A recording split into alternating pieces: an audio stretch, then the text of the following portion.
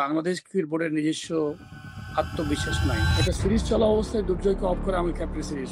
আপনি অ্যাকচুয়ালি মাঠ থেকে বিদায় নিতে পারেন নাই এবং অনেক প্লেয়ার আমাদের মাঠ থেকে বিদায় নিতে পারছে না। মিডিয়া থেকে ফোন দিয়েছে যে পাইলট ভাই স্টেডিয়ামের পাশে বড় বড় বিল্ডিং এ জুয়া খেলা হয়। I call this the dark side of cricket. 10 বছর আগে লিটন দাস ক্যারিয়ার শুরু করেছে। 10 বছর পরে লিটনকে কোথায় পেয়েছেন?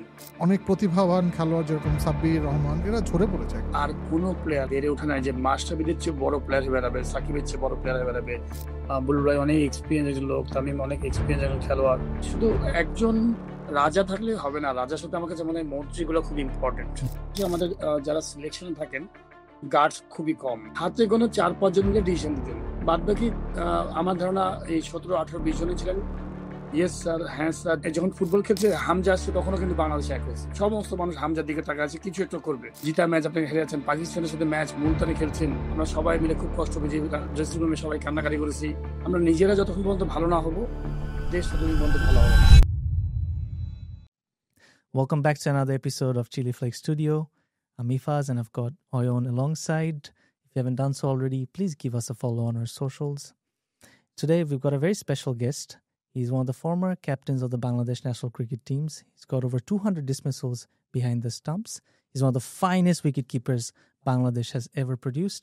Pilot Bhai, thank you so much for your time. A very warm welcome to our show. And congratulations as well for being elected as the executive member of Co-op. Kemon achen? Thank you, alhamdulillah. আমি ভালো আছি, তোমরা কেমন আছো? Alhamdulillah, very well. আজকে we've got an action-packed agenda. আমরা আসলে কিছু কারেন্ট অ্যাফেয়ার নিয়ে কথা বলবো, সামনে বিসিবি নির্বাচন আছে সেটা নিয়ে কথা বলবো, আপনার প্লেয়িং ডেজ নিয়ে আলোচনা করবো, আমরা এশিয়া কাপ নিয়ে আলোচনা করবো। So I will hand it over to Ayan to start over the discussion. জি ভাইয়া, আসসালামু আলাইকুম। আপনার ব্যস্ত সময় থেকে জি ব্যস্ত সময় থেকে যে আপনি আমাদেরকে একটু সময় দিয়েছেন, ধন্যবাদ। এই শনিবার সকালে আপনাকে আমরা ঘুম থেকে উঠিয়েছি, এই জন্য একটু দুঃখিত। কোনো সমস্যা নাই, বাট বোলিংটা কিন্তু বয়স হয়েছে, বোলিংটা কিন্তু সিম্পল, মানে খুব বেশি ইয়র্কশার কর না। না জি না, অবশ্যই না, আমাদের একদমই ওটা ইন্টেনশন না। আচ্ছা, আমরা একটু লাইটলি শুরু করি। পাইলট নামটা যদি আপনি বলতেন, এই নামটা কে দিয়েছে, এটা কিভাবে আপনি পেলেন? এটা মূলত ছোটবেলায় আমি খুব একটু ট্যালেন্ট ছিলাম, ছোটবেলায় একদম। এবং আমার আব্বাও দেন নাই, আম্মাও দেন নাই, চাচা মামা কেউ দেন নাই। আমার বাসার ঠিক অপোজিটে একজন মামা ছিলেন, মানে রক্তের সম্পূর্ণ ব্লাড ছিল না কানেকশন, কিন্তু খুব ক্লোজ ছিলেন বাসার সাথে। আর আমাদের ছোট শহর রাজশাহী তখন। তো আমি ট্যালেন্ট ছিলাম, তো আমাকে উনি পুলিশের বড় একটা অফিসিয়াল ছিলেন। ওনার শখ ছিল যে আমাকে ছোটবেলায় খুবই আদর করতেন এবং আমাকে প্ল্যান ছিল যে উনি আমাকে, মানে আমার চাই যে উনি শুভাকাঙ্ক্ষী হিসেবে পাইলট হোক বা পাইলট বানাবে। উনি ডাকতেন আমাকে পাইলট বলে, এই পাইলট বলে উনি ডাকতেন। এবং ডানে বামে আসতে পাড়ায় মহলে সব জায়গায় আসতে পাইলট পাইলট পাইলট। এবং আমি যখন খেলা শুরু করলাম, তো পাইলট নামটা তো সহজে ডাকা যায়, তো এই পাইলট ডাকাটা শুরু হলো। এবং আমার যখন বয়স 15-16, আমি খুব ভালো খেলছি বিভিন্ন জায়গায় টুর্নামেন্ট, স্থানীয়ভাবে রাজশাহীতে। তখন সাংবাদিকরা তো বুঝতে পারতাম না তখন কারা সাংবাদিক, কে লিখেন। দু একটা পত্রিকা ছিল রাজশাহী, তো ওনারা লিখতেন আমি ভালো খেলছি, 50 রান করলাম, পাইলট 50 রান করেছে, পাইলট ভালো কিপিং করেছে, এই কথাগুলো ওনারা লিখতেন। তো আমি তো চিনতাম না যে মাঠে ব্যাটিং করেছি, ফিল্ডিং করেছি, কে লিখেন এটা জানতাম না। তো সামহাও তখন ওই পাইলটটা কি ওইভাবে শুরু হয়। আমি আমার পাসপোর্ট থেকে শুরু করে সব জায়গায় তখন পাইলটটা। তাহলে আপনার বাবা মা আপনাকে কি বলে রাখতো? মানে আমার পরবর্তীতে পাইলট বলে ডাকা শুরু করেছে, বিকজ যখন দেখছি সবাই আমাকে পাইলট বলে ডাকে, আর মা বাবু বলে ডাকতেন। বাবু, আচ্ছা আচ্ছা, right right. Speaking of your father, আমরা জানি উনি একটা ভেরি রিনাউন্ড ফুটবলার ছিলেন। ঢাকা লিগ টাইটেল ইন 1977 সে জিতিয়েছে আবাহনীকে।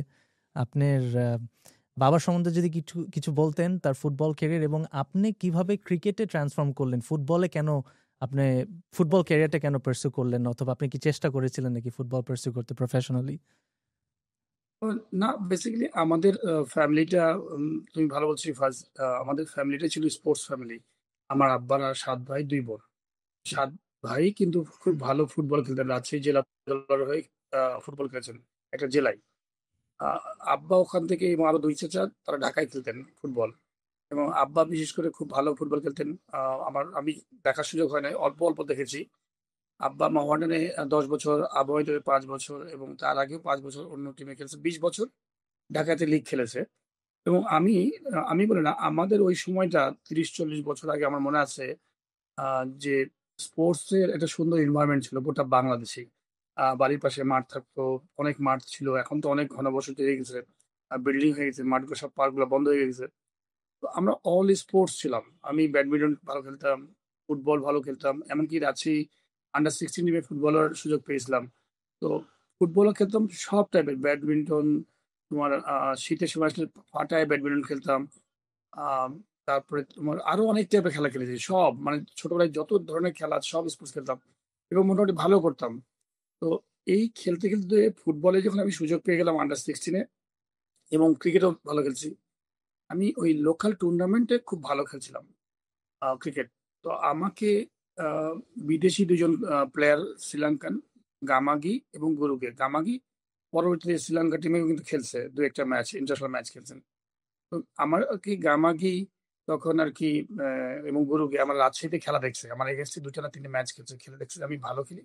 আমাকে তখন তারা ঢাকায় নিয়ে আসে। এবং এই শুরু হলো আমার ঢাকায় যাত্রা। আ এবং আমার মনে আছে যে ঢাকায় ১ম একটা বছর খেলার পরে আমি কলাবাগানে তার পরের বছরে চলে যাই। এবং যেহেতু আমি মফস্বলের ছেলে, মানে একটু রাজশাহীতে তখন মফস্বলই বলতে গেলে হুম, ছোট হুম, শহর। আমরা সাধারণত কি হয় ঢাকায় এসে থাকতে পারি না। হুম, এবং আমি যখন ক্লাবে ছিলাম পরবর্তী বছরে কলাবাগান ক্লাবে খুব ভালো খেলছিলাম। প্রায় আ ১ মাস মতো ছিলাম। একটা ঘরের বন্দির মতো ছিলাম ক্লাবে। হুম, কেন ছিলাম? দিনের বেলায় খুব ভালো সময় কাটতো। কিন্তু সন্ধ্যা হলে আর ভালো সময় কাটতো জি, না। হুম, তো তো ফলে আমি তখন করতাম কি ওই সন্ধ্যার পরে ওই কলাবাগান ক্লাব, কলাবাগান যেখানে ছিল আগে মামা হালিমের পিছনে। হুম, ওখান থেকে প্রত্যেকদিন সন্ধ্যায় চলে যেতাম সংসদ ভবনে কাঁদতে, মানে ওখানে যেয়ে কাঁদতাম। বিকজ আমি তো একটা, তুমি যেমন বাংলাদেশ থেকে যখন তুমি বিদেশে যাবা ঠিক যেমন ফিলিং হয় দেশ নিয়ে, বন্ধু-বান্ধব নিয়ে, মা-বাবা নিয়ে, ঠিক এইরকমই কিন্তু আমার একটা সমস্যায় পড়েছিলাম যে হোম সিকনেস। তখন আমি আ পালায়ে গেছিলাম ক্লাব থেকে খেলতে, যারা খেলবোই না এদিকে। রাইট, আমি পালায়ে গেছি। পরবর্তীতে আমাকে ওখান থেকে নিয়ে আসে। আবার ম্যানেজার যে কলাভবন থেকে নিয়ে এসে আমার আব্বার কাছে যায়। আমি বলছি, "না, আমার পড়ালেখার সামনে টেস্ট পরীক্ষা আছে। আমি আমার পরীক্ষা আছে। আমি খেলাধুলা করব না ঢাকায়।" আব্বার কাছে যখন নিয়ে আসছি, আব্বা তো স্পোর্টস খুব পছন্দ করেন, হুম, পাগল। যখন আমি বলছি, "না, আমি যাব না।" আব্বার কাছে জোর করে নিয়ে আসছে। আব্বা বলছে, "তুই যা, ঢাকায় খেল, আমি দেখব তোর পড়ালেখা।" আবার পাঠায় দিয়েছে। এই তখন খেলা, এই ঢাকায় সেটেল হলাম। তারপর থেকে আলহামদুলিল্লাহ আন্ডার 19 টিমে খেললাম। হুম, আমার পথটা খুব সহজ ছিল। বিকজ আমি খুব হার্ড ওয়ার্ক করতাম। হুম, খুব পরিশ্রমী ছিলাম সত্যি কথা, যেটা সবাই জানে আমাকে নিয়ে। তো এই মানে পথ কখনো আটকায় নাই। প্রত্যেকটা মুহূর্তে হুম, আমি আন্ডার 19 খেললাম। সাথে সেই বছরে এই টিমে খেলার সুযোগ পেলাম। আ 93 তে আন্ডার 19, 94 এও আন্ডার 19 খেলছি। কিন্তু এর মধ্যে এই টিমের সুযোগ পেয়ে গেছি 4 এ। এবং 4 এর ডিসেম্বরেই বাংলাদেশ টিমে খেলে ফেলেছি বাংলাদেশ টিম। এই যে শুরু হয়েছে, খেলে গেছি বাংলাদেশ টিম।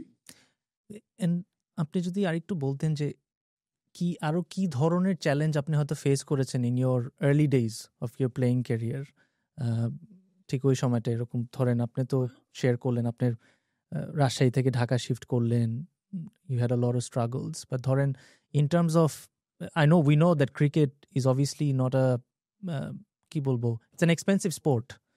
জি, জি। সো ওই সময় আপনি এইগুলা কিভাবে ম্যানেজ করেছেন তখন?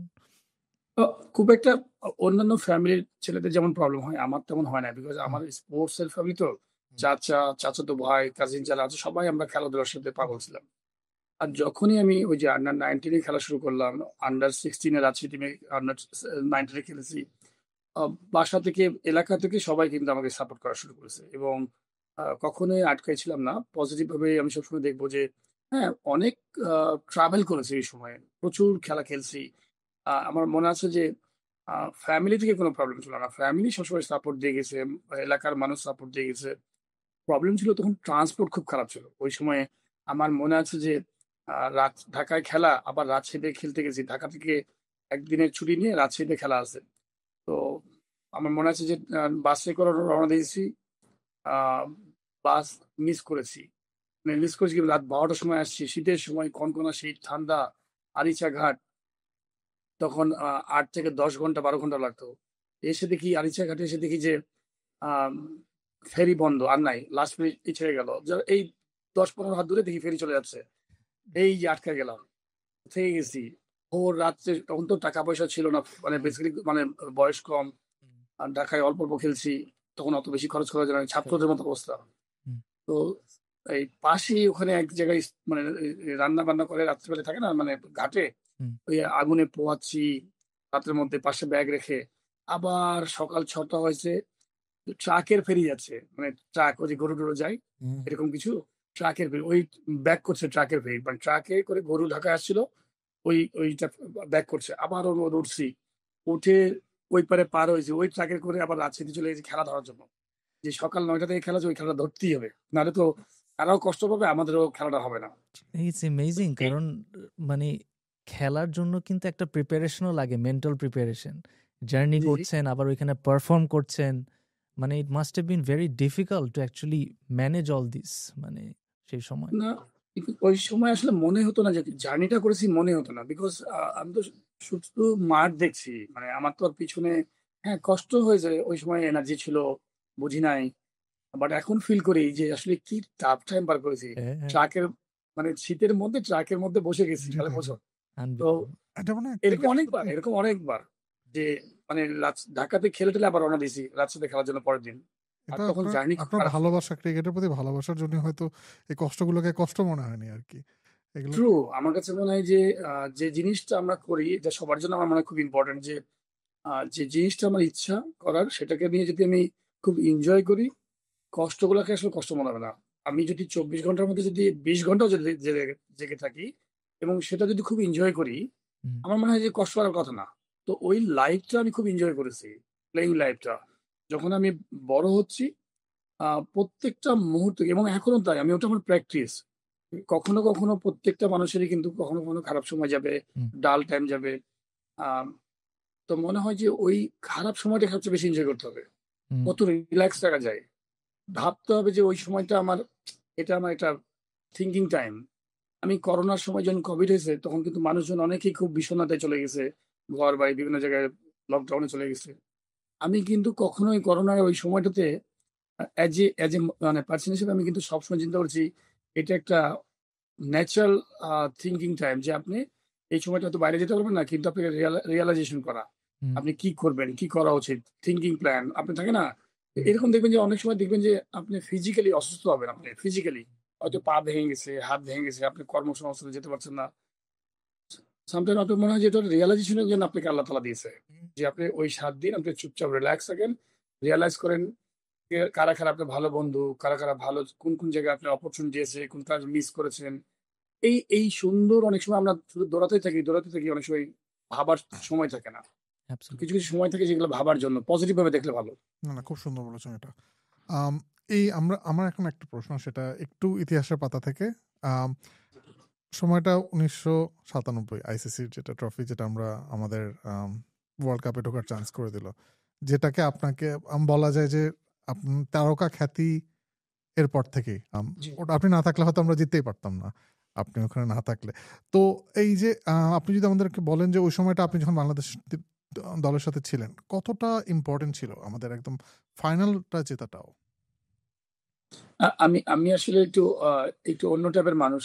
আমার কাছে মনে হয় যে সবকিছুই যেন দুনিয়াটা সেট করা, একটা ভিডিও গেমস এর মতো।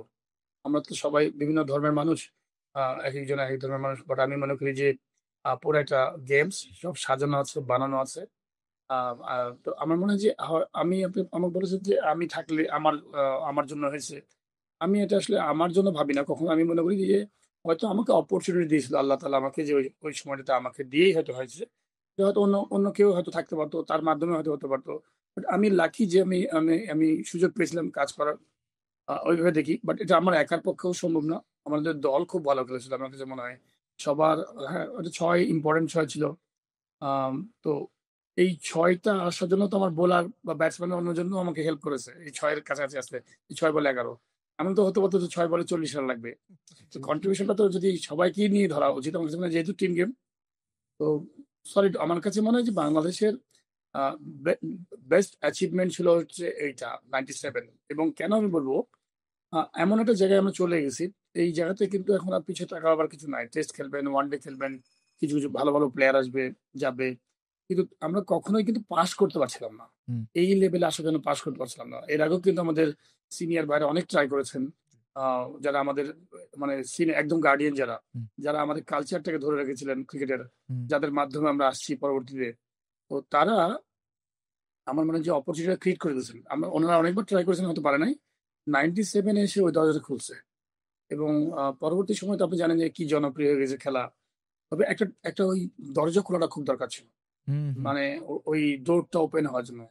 তো ওই টিমটা আমার দেখা বেস্ট টিম ছিল। আমি যত টিম খেলেছি, সময়ে, সময়ে তো আপনার অনেক সময় ভালো টিম হবে, অনেক সময় কিছু থাকে না? হুম। আ একটা ভালো রেজাল্ট থাকে না। ওভারঅল ওই টিমের কম্বিনেশন A to Z যারা ছিলেন, ম্যানেজমেন্ট থেকে শুরু করে প্লেয়ার যারা ছিলেন, একটা সুন্দর জেলিং হয়েছিল। যে আমার মনে হয় যে 97 এর টিম, আমাদের অনেক সিনিয়র ছিলেন। বুলবুল ভাই, নান্নু ভাই, আকরাম ভাই আমাদের সিনিয়র। কিন্তু কখনোই আমরা ফিল করি নাই যে আমাদের সিনিয়র। সবসময় যেন কেমন একটা বন্ধুর মতো। এবং আ আবার আবার আইনের দিকে, প্রেশারের দিকে লিপু ভাই আছে, বাবারে বাবা! একটা কথা বলেছে, তার মানে দায়িত্বটা পালন করতে হবে। হুম। খুবই সুন্দর একটা মানে টিম এটা কেমিস্ট্রিটা খুব মানে ভালো ছিল। এক কথায় বলা যায় বেস্ট টিম ছিল। হুম, জি, জি। হুম। এখন আমরা আর একটু কোনো সমালোচনা ছিল না। ভিতরে অনেক সময় থাকে না যে ক্রিটিসাইজেশন থাকে, এর পিছে লাগা, ওর পিছে লাগা। এটা যখন ১৮-২০ জন থাকবেন, হুম, তখন অনেক ছোট, ছোট প্রবলেমস জি। থাকেই। সব দলেই থাকে। বাট ওই দলে আমার মনে হয় কেউ ছিল না। সবাই ভালোর জন্য টার্গেট। হুম। সবাই আমরা একসাথে নামাজ পড়তাম, সবাই একসাথে খেতে যেতাম। কেন জানি একটা ক্যাডেট কলেজের মতো আমার কাছে মনে হয়। হ্যাঁ, বাট অসাধারণ একটা সুন্দর টাইম কেটেছে আমাদের। জি। উম মানে এই এই খেলাটা কিন্তু আসলেই আপনি যেটা বললেন ওপেন ডোরস। 99 ওয়ার্ল্ড কাপ যখন আমরা বাংলাদেশ টিম ফার্স্ট কোয়ালিফাই করলো, মানে সে সময় কিন্তু ক্রেজটা একটু ডিফারেন্ট ছিল। আমি তখন অনেক ছোট, আয়নও তখন ছোট। We used to collect this পেপসির একটা কার্ড ছিল। এর প্রতিটা পেপসির বটলের সাথে একটা কার্ড দিত। আমরা ওদের সবগুলা প্লেয়ারের কার্ড ছিল। ওই সময় আসলে আমার মনে হয়েছে যে টিভিতে অবভিয়াসলি ব্রডকাস্ট হয়েছে, ওই সময় খেলার ক্রেজটা দেখা শুরু হয়েছে ফ্রম মানে বাংলাদেশের পার্সপেক্টিভ থেকে মানুষ ফলো করা শুরু করলো। অ্যান্ড উই অল নো যে বাংলাদেশের সবচেয়ে famous victory of 99 is with Pakistan. And আপনার কাছে যদি জিজ্ঞেস করতে চাই যে what was going through your mind যখন আপনি সাকলাইন মুস্তাকে রান আউট করলেন, and how significant was that win সেই সময় পাকিস্তানের সাথে to open the door further for the future? আমি একটা রিফার বলব যে জি। 99 এ যে আমরা পাকিস্তানকে হারাইছি, এটা আগের রাত্রেও কিন্তু আমি ভাবি নাই, বা আমরা অনেকেই ভাবি নাই। আমি যদি কেউ বলে থাকে যে পাকিস্তানকে হারাই দিব, হুম, যদি থাকে আমি বলব যে হয়তো ভুল কথা বলতে পারে। আমার কাছে মনে হয় জি। বিকজ এটা প্রত্যেকটা মানুষের লিমিটেশনস আছে। প্রত্যেকটা কোম্পানির লিমিটেশনস আছে যে আমি কতটুকু, তারা কতটুকু। ওই সময় পাকিস্তান টিমকে যদি তুমি কম্পেয়ার করা যায়, আমার কাছে মনে হয় যে পাকিস্তান কাগজ কলমে বেস্ট টিম ছিল। এবং তারা হুম, ওয়াকার ইউনুস, ওয়াসিম আকরাম মানে সুপার হুম, টিম। হুম, আর বাংলাদেশ কেবল নতুন যাত্রা শুরু করেছে। মানে কেবল নৌকা ছাড়ছে সমুদ্রে। আমরা তো কেবল সমুদ্রের মধ্যে পড়ছি। 97 এর আগে আমরা খেলতাম কোথায়? এশিয়া কাপ খেলতাম। ৩ টা করে ম্যাচ পাকিস্তান, ইন্ডিয়া, শ্রীলঙ্কা। এই বছরে ২ বছর পরে একটা করে ম্যাচ পাওয়া যেত তাদের সাথে। আর বাদবাকি সময় Malaysia, Kenya, Papua New Guinea এইসব টিমগুলোর সাথে, হুম, নেপাল এসব টিমের সাথে খেলতো। তো আমি মনে করি যে এই আ ছোট্ট পুকুর থেকে আমাদের এই নৌকাটা চলে গেছে সমুদ্রে। হুম, 99। তো আলহামদুলিল্লাহ আমি বলব যে অসাধারণ পারফরম্যান্স ছিল। আমাদের প্লেয়াররা খুব ভালো খেলেছিল। এবং পাকিস্তান যে টিম ছিল, পাকিস্তান টিমেরও আমি বলব যে অনেক সেই ম্যাচটাতে ভুল খেলেছিল। সবকিছু মিলায়। হুম, আবার ওরা ভুল করেছিল অনেক। ওই কন্ডিশনে পাকিস্তান দি বেস্ট টিম ছিল ওই সময় আমার কাছে মনে হয়। অ্যাবসলিউটলি ফাইনালও খেলেছে। হ্যাঁ, হ্যাঁ, ফাইনাল খেলেছে তারা। তো এবং আমাদের বাংলাদেশ টিম ওই মুহূর্তে ওই দিনটাতে ছিল, ক্রিকেট মাঠে হচ্ছে এমন একটা দিন যে ক্রিকেট মাঠে আপনি নেমে গেলে আপনি ৫ বল ৭ বল যদি ভুল করে ফেলেন, ব্যাক করা খুব কঠিন হয়ে যায়। হুম, হুম, ফুটবল মাঠে আপনি ৯০ মিনিটে আপনি ভালো প্লেয়ার নিয়ে ম্যাচ জিতবেন। এটা বোঝা যায় যে এই ম্যাচটা জিতবেই। হুম, আর্জেন্টিনা যদি বাংলাদেশের সাথে খেলে, আপনি কনফার্ম জিতে যাবেন হ্যাঁ, হ্যাঁ, আর্জেন্টিনা। হ্যাঁ, এটা কনফার্ম জানবেন যে জিতবেই। সেকেন্ড টিম খেললেও জিতবে। হ্যাঁ, মানে যদি ৯০ মিনিট ধরে যায়। কিন্তু ক্রিকেটে কিন্তু আপনি একটু রিল্যাক্স থাকবেন, একটু ভুল করবেন, ১০ টা উইকেট। এই ১০ টা উইকেট কিন্তু যদি কোনোভাবে ভুল করে ফেলেন, ওখান থেকে বেরিয়ে আসা খুব কঠিন। ৫-৬ উইকেট ভুল করে ফেললে বেরিয়ে আসা কঠিন। জি। তো বাংলাদেশ ওইদিনে খুব ভালো করেছিল। প্রত্যেকটা ডিপার্টমেন্ট ভালো করেছে। ফিল্ডিং, বোলিং, ব্যাটিং প্রত্যেকটা অসাধারণ ছিল। আরেকটা হচ্ছে যে আমরা ওই সময় খুব বেশি আনন্দ পেতাম, আরো কারণ আছে। এখনো আমরা আনন্দ পাই, একটু কম হয়তো পাই। আনন্দটা পাই এইজন্য, তখন প্রোডাকশন অত ছিল না, খেলা কিন্তু খুব কম হতো। হুম, আপনি যদি দেখেন ডিজিটালি ওই বাংলাদেশের খেলা হয়তো ২ মাস ৩ মাস পরে বা এরকম সময় হুম, থাকতো। আর এখন প্রতিনিয়ত খেলা, পাশে আইপিএল, বিপিএল, হুম, সিপিএল, মানে খেলা লেগেই আছে টিভিতে। এখন অনেক, অনেক রিক্রিয়েশন এর জায়গা হয়েছে মানুষের। অনেক রিক্রিয়েশন এর জায়গা আছে। বাংলাদেশ নিয়ে রিক্রিয়েশন, বাংলাদেশ নিয়ে একটা ফ্ল্যাগ উড়ানো, বাংলাদেশ নিয়ে এই জিনিসগুলো কিন্তু ছিল না। আমার কাছে মনে হয় ক্রিকেট একমাত্র ফ্ল্যাগ আমার কাছে মনে হয় যে নিয়ে এসে দিয়েছে 97 এ পরে সমস্ত মানুষকে একটা ছাতার নিচে এনে দিয়েছে। কারেক্ট। অন্যান্য আপনি মানে প্রাউডলি বলার মতো তো আপনি কি বললেন যে প্রাউডলি সব জনতা এক হবে কোথায়? হুম, মানে বলেন যখন ফুটবল খেলছে হামজা আসছে তখনও কিন্তু বাংলাদেশ এক হয়েছে। হুম, অসাধারণ একটা ব্যাপার। সমস্ত মানুষ হামজার দিকে তাকায় আছে, কিছু একটা করবে। হুম, এটা কিন্তু দিন শেষে ফ্ল্যাগের জন্য, বাংলাদেশের জন্য। কারেক্ট। তো তো 97 আমার কাছে মনে হয় ওই স্টার্টটা দিয়েছে এবং পরবর্তীতে 99 এ যখন আমরা জিতলাম, সেই একই কোথাও তখন কোনো দল ছিল না, কোনো ধর্ম ছিল না। তখন কিন্তু একটা ফ্ল্যাগ নিয়ে সবাই লাফালাফি নাচানাচি করছি এবং আমরা একটু কম বুঝি কেন? আমি মনে করি যারা স্টেজে যারা থাকি, মানে যারা খেলাধুলা করছি, মাঠের মধ্যে নেমে গেছি, আমরা হয়তো ড্রেসিং রুমে আনন্দ করছি, হোটেলে আনন্দ করছি। বাইরে কি হচ্ছে এগুলো তো আসলে দেখতে পাই নাই। হ্যাঁ, আমি 97 এর কথা বলব যে 97 এ তো আমরা মালয়েশিয়ায় খেলেছি। হুম, ওইখানকার বাঙালিদের সাথে আমরা দেখেছি এক্সাইটমেন্টটা।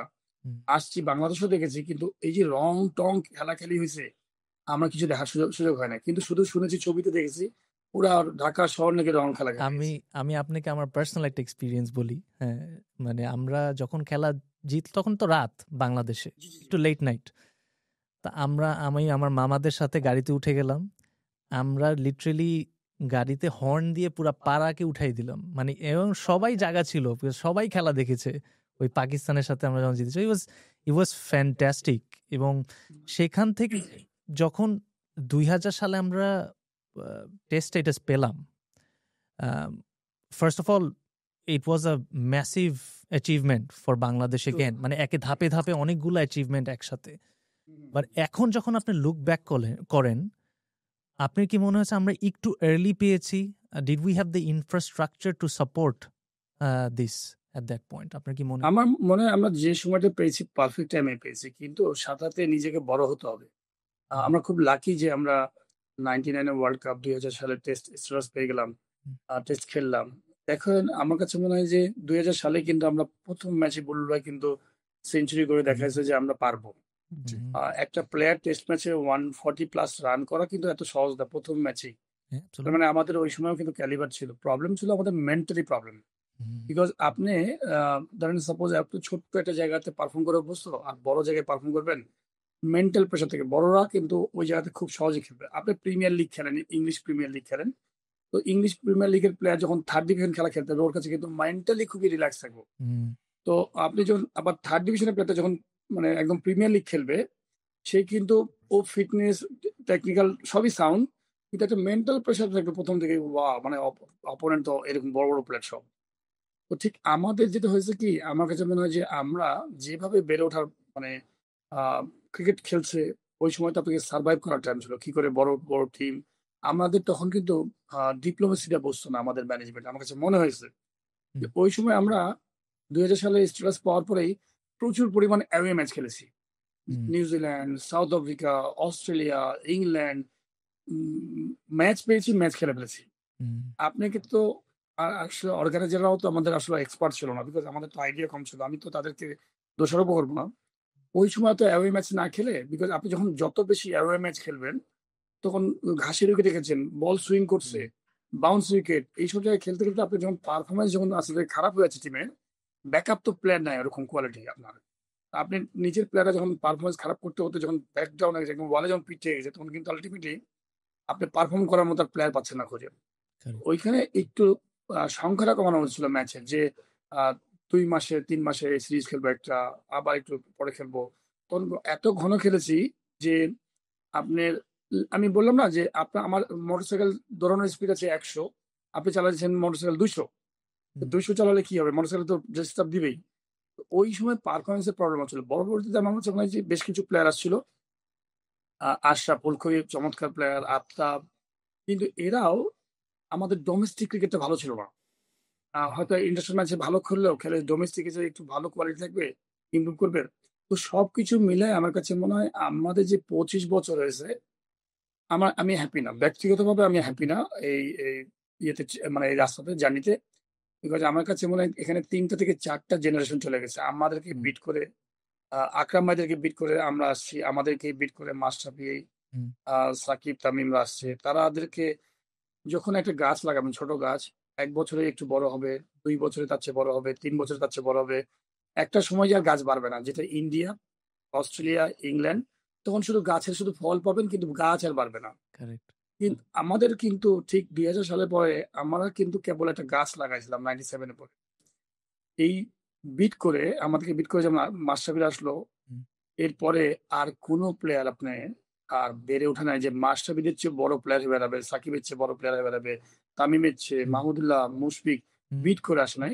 এনারা বয়সের কারণে হয়তো আস্তে আস্তে সরে যাচ্ছে বা সরে গেছে হুম, বয়সের কারণে। কিন্তু এদেরকে আরো ৫ বছর ৭ বছর আগের থেকেই অ্যালার্মিং যেটা হওয়া ছিল যে রোহিত শর্মাকে যেমন পুশ করছে, হুম, বিরাট কোহলিকে যেমন পুশ করছে, মানে পজিটিভ পুশই, কারেক্ট, কারেক্ট। পারফরম্যান্স এর পুশই।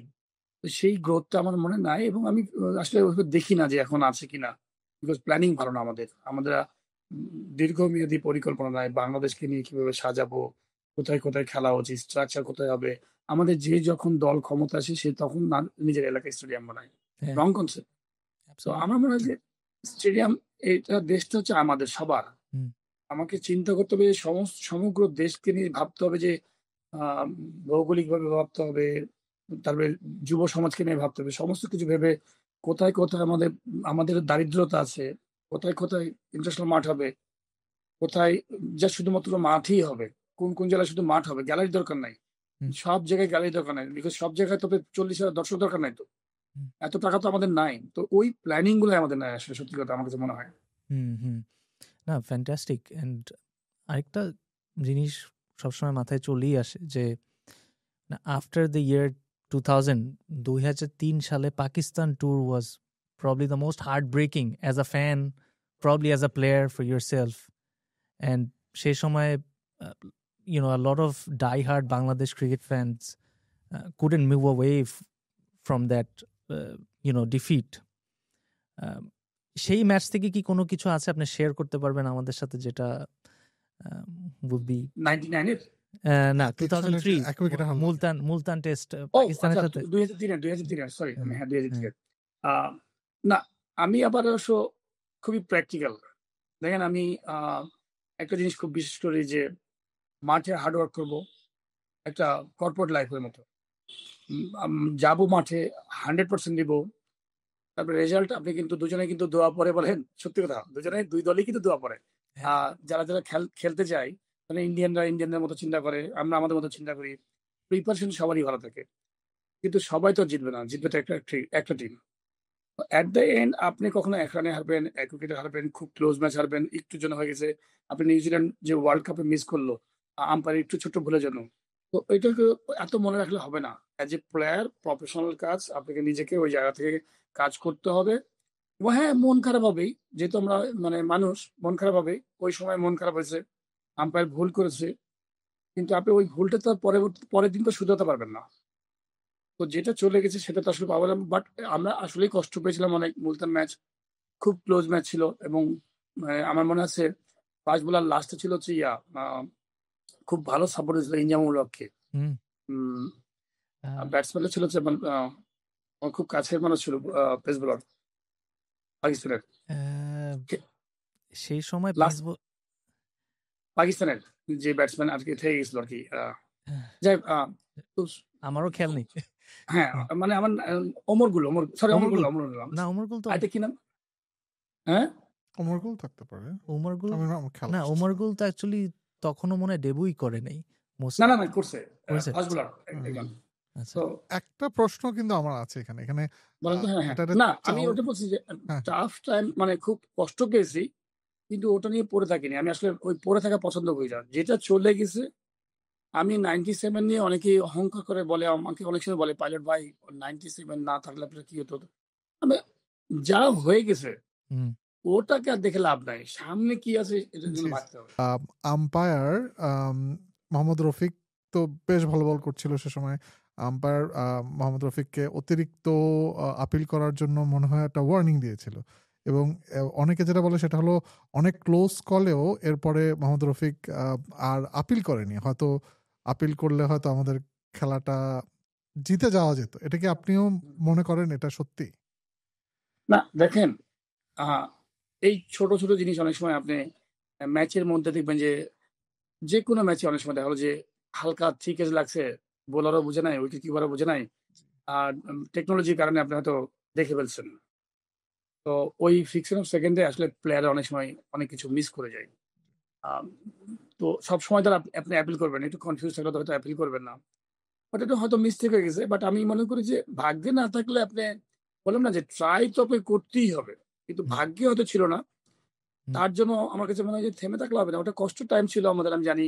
আমরা সবাই মিলে খুব কষ্ট পেয়েছি, ড্রেসিং রুমে সবাই কান্নাকাটি করেছি। মন খারাপ হয়তো এরকম মুহূর্তে, আপনি যখন খুব মানে খুব ক্লোজ, যে জিতা ম্যাচ আপনি হেরে যাচ্ছেন, পাকিস্তানের সাথে ম্যাচ মুলতানে খেলছেন, হুম, মানে অ্যাচিভমেন্টটাও ছিল অন্যরকম হতে পারতো। তো তখন ড্রেসিং রুমে এসে কান্নাকাটি করেছি, হয়তো 2-1 দিন এরকম ছিল। বাট ওই যে বললাম না, আমি খুবই প্র্যাকটিক্যাল। আর আমি সবসময় একটা জিনিস চিন্তা করি যে পিছন দিকে যা থাকবে সব ভুলতে চাই, আমি সবসময় মনে করি। এটা ভোলা যায় না। এটা একেকটা মানুষ একেক রকম। আপনি আশরাফুল আছে আমাদের প্লেয়ার, ওকে যদি বলেন যে 20 বছর আগে কোন মাঠে খেলছে, ও বলে দেবে। 25 বছর আগে কোন মাঠে খেলছে, মাঠের নাম কি, মাঠটা কেমন, সব বলে দেবে। কে কত রান করেছে বলে দেবে। আমার আবার মেমোরিটা খুব খারাপ। আচ্ছা, মেমোরি খুব খারাপ মানে কি, আমি ম্যাক্সিমাম মাঠ ভুলে গেছি সত্যি কথা। এবং আমি ভুলতে পছন্দ করি বিকজ এত হার্ড ডিস্কে রেখে আমার লাভ নাই। যেগুলো যেগুলো দরকার জি, সেগুলো রাখি। আপনি এই যে সামনের আপনি দিকে রান তাকান, কত কেউ পিছনের করেছেন, দিকে তাকায়, এটাও না বলা না যায়, তাই ভাইয়া, না? আপনি কত রান করেছেন, কত উইকেট পেয়েছেন, তো এখন তো সবই পাওয়া যায়, সার্চ দিলেই সব জি বেরিয়ে যায়, হ্যাঁ, ভিডিও টিডিও সবই আছে। জি জি এত মাথার মধ্যে আমি না রেখে, আমাকে কি করতে হবে, কালকে কিভাবে ভালো থাকবো, কালকে কিভাবে ভালো করব, সেই চিন্তাটা আমি করি এবং ভবিষ্যৎকে নিয়ে চিন্তা করি সবসময়। না, ফ্যান্টাস্টিক। অ্যান্ড আই থিঙ্ক আরেকটা পয়েন্টে যেতে চাই হচ্ছে আপনার ক্যাপ্টেন্সির টেনিয়ারটা নিয়ে। মানে আপনি 2003 ওয়ার্ল্ড কাপে you are the captain, if I am not wrong. হ্যাঁ, সেই অ্যান্ড প্রবাবলি 2003 ওয়ার্ল্ড কাপ আমাদের যেভাবে আমরা হয়তো এক্সপেকটেশন ছিল আমরা পারফর্ম করবো, সেভাবে আমরা করতে পারিনি। তারপরে যে পোস্ট টুর্নামেন্ট আপনার ক্যাপ্টেন্সি চেঞ্জ হলো, যেটা আমরা এখনও দেখি যে বাংলাদেশ ক্রিকেটে হঠাৎ করে ক্যাপ্টেন চেঞ্জ হয়ে যাচ্ছে, হয়তো ক্যাপ্টেন জানেও না, প্রেস কনফারেন্সে চলে গিয়েছে। আপনি যদি নাজমুল হাসান শান্তর কথাও তো জি। চিন্তা করেন, তো ওই সময় কি এটা এক্সপেক্টেড ছিল নাকি সাডেন ছিল, নাকি আপনাকে বলা হয়েছিল এরকম কিছু চিন্তা করছিল টিমের থিঙ্ক ট্যাঙ্ক নিয়ে? তো যদি একটু কিছু শেয়ার করতেন সেটা নিয়ে। 2003, 2003 ওয়ার্ল্ড কাপের পর পর। জি। হ্যাঁ, বেসিক্যালি হয়েছে কি, আমি 2001-এ যখন আমি ক্যাপ্টেন্সি পাই এবং 2003 আমরা ওয়ার্ল্ড কাপ খেলতে যাই, আমি আসলে কারোর উপরে রাগ করে না, আমাকে প্রশাসনিক কারণে রাগ করে আমি 2003 ওয়ার্ল্ড কাপ খেলতে যাই সাউথ আফ্রিকা। তার আগে, যাবার আগে আমি কিন্তু প্রেস কনফারেন্সে বলে গেছিলাম যে এই ওয়ার্ল্ড কাপের পরে কিন্তু কেউ আমাকে কিন্তু কিছু বলে নাই। এমন না যে কেউ আমাকে রাগ করে কিছু বলেছেন বা কিছু না। আমি নিজে থেকেই বলেছিলাম যে প্রেস কনফারেন্সে যে আমি এই ওয়ার্ল্ড কাপের পরে আর ক্যাপ্টেন্সি করবো না। কারণটা কি, তখন আমার কাছে মনে হয়েছে আমি খুব টাফ টাইম পার করছিলাম যে 3 ওয়ার্ল্ড কাপের আগে। সেটা হচ্ছে বিকেএসপি তে খেলতে গেছি, প্র্যাকটিস করতে গেছি। বিকেএসপি মানুষজন জানে না যে বাংলাদেশ টিম আসবে, হুম, এখানে থাকবে আজকে বা প্র্যাকটিস করবে 15 দিন, কোনো কিছু রেডি না। তো তখন কমিউনিকেশন খুবই গ্যাপ ছিল বিশাল। ক্রিকেট বোর্ডে তখন সামহাও কমিউনিকেটর ছিল না, কোনো যোগাযোগ ছিল না, বল নাই, এই নাই, ওই নাই। আমি ক্যাপ্টেন, তখন তার এই এই কাজগুলো করে পারবো না। তো আমরা অনেক সময় দেখা গেলো যে ওয়ার্ল্ড কাপ খেলতেছি, হয়তো বল ছিল না, হুম, মানে এরকম এরকম ঘটনা। রাইট। তো আমি মিথ্যা কথা বলা পছন্দ করি না। তো আমাকে খুব কষ্ট যখন পাচ্ছি, এত টাফ টাইম, প্র্যাকটিস করি, ম্যাচ খেলি, এই করি। তো যাওয়ার আগে আমার কাছে মনে হয় যে আমাকে তো অনেক মিথ্যা কথা বলতে হয় প্রেসে, যে হুম, আমার রিয়ালাইজেশন যে আমরা খুব ভালো প্রিপারেশন নিচ্ছি, আমরা খুব ভালো করবো ওয়ার্ল্ড কাপ, এই ওই ওই এগুলা ধরেন ডিপ্লোম্যাটিক ভাবে ক্যাপ্টেন যেটা বলে। আমার পক্ষে আমি আসলে নিতে পারছিলাম না যে এত মানে মিথ্যা কথা বলা আমার কাছে পছন্দ না। টাফ জিনিস যাবে, যেটা থাকবে না সেটাই আমি বলবো।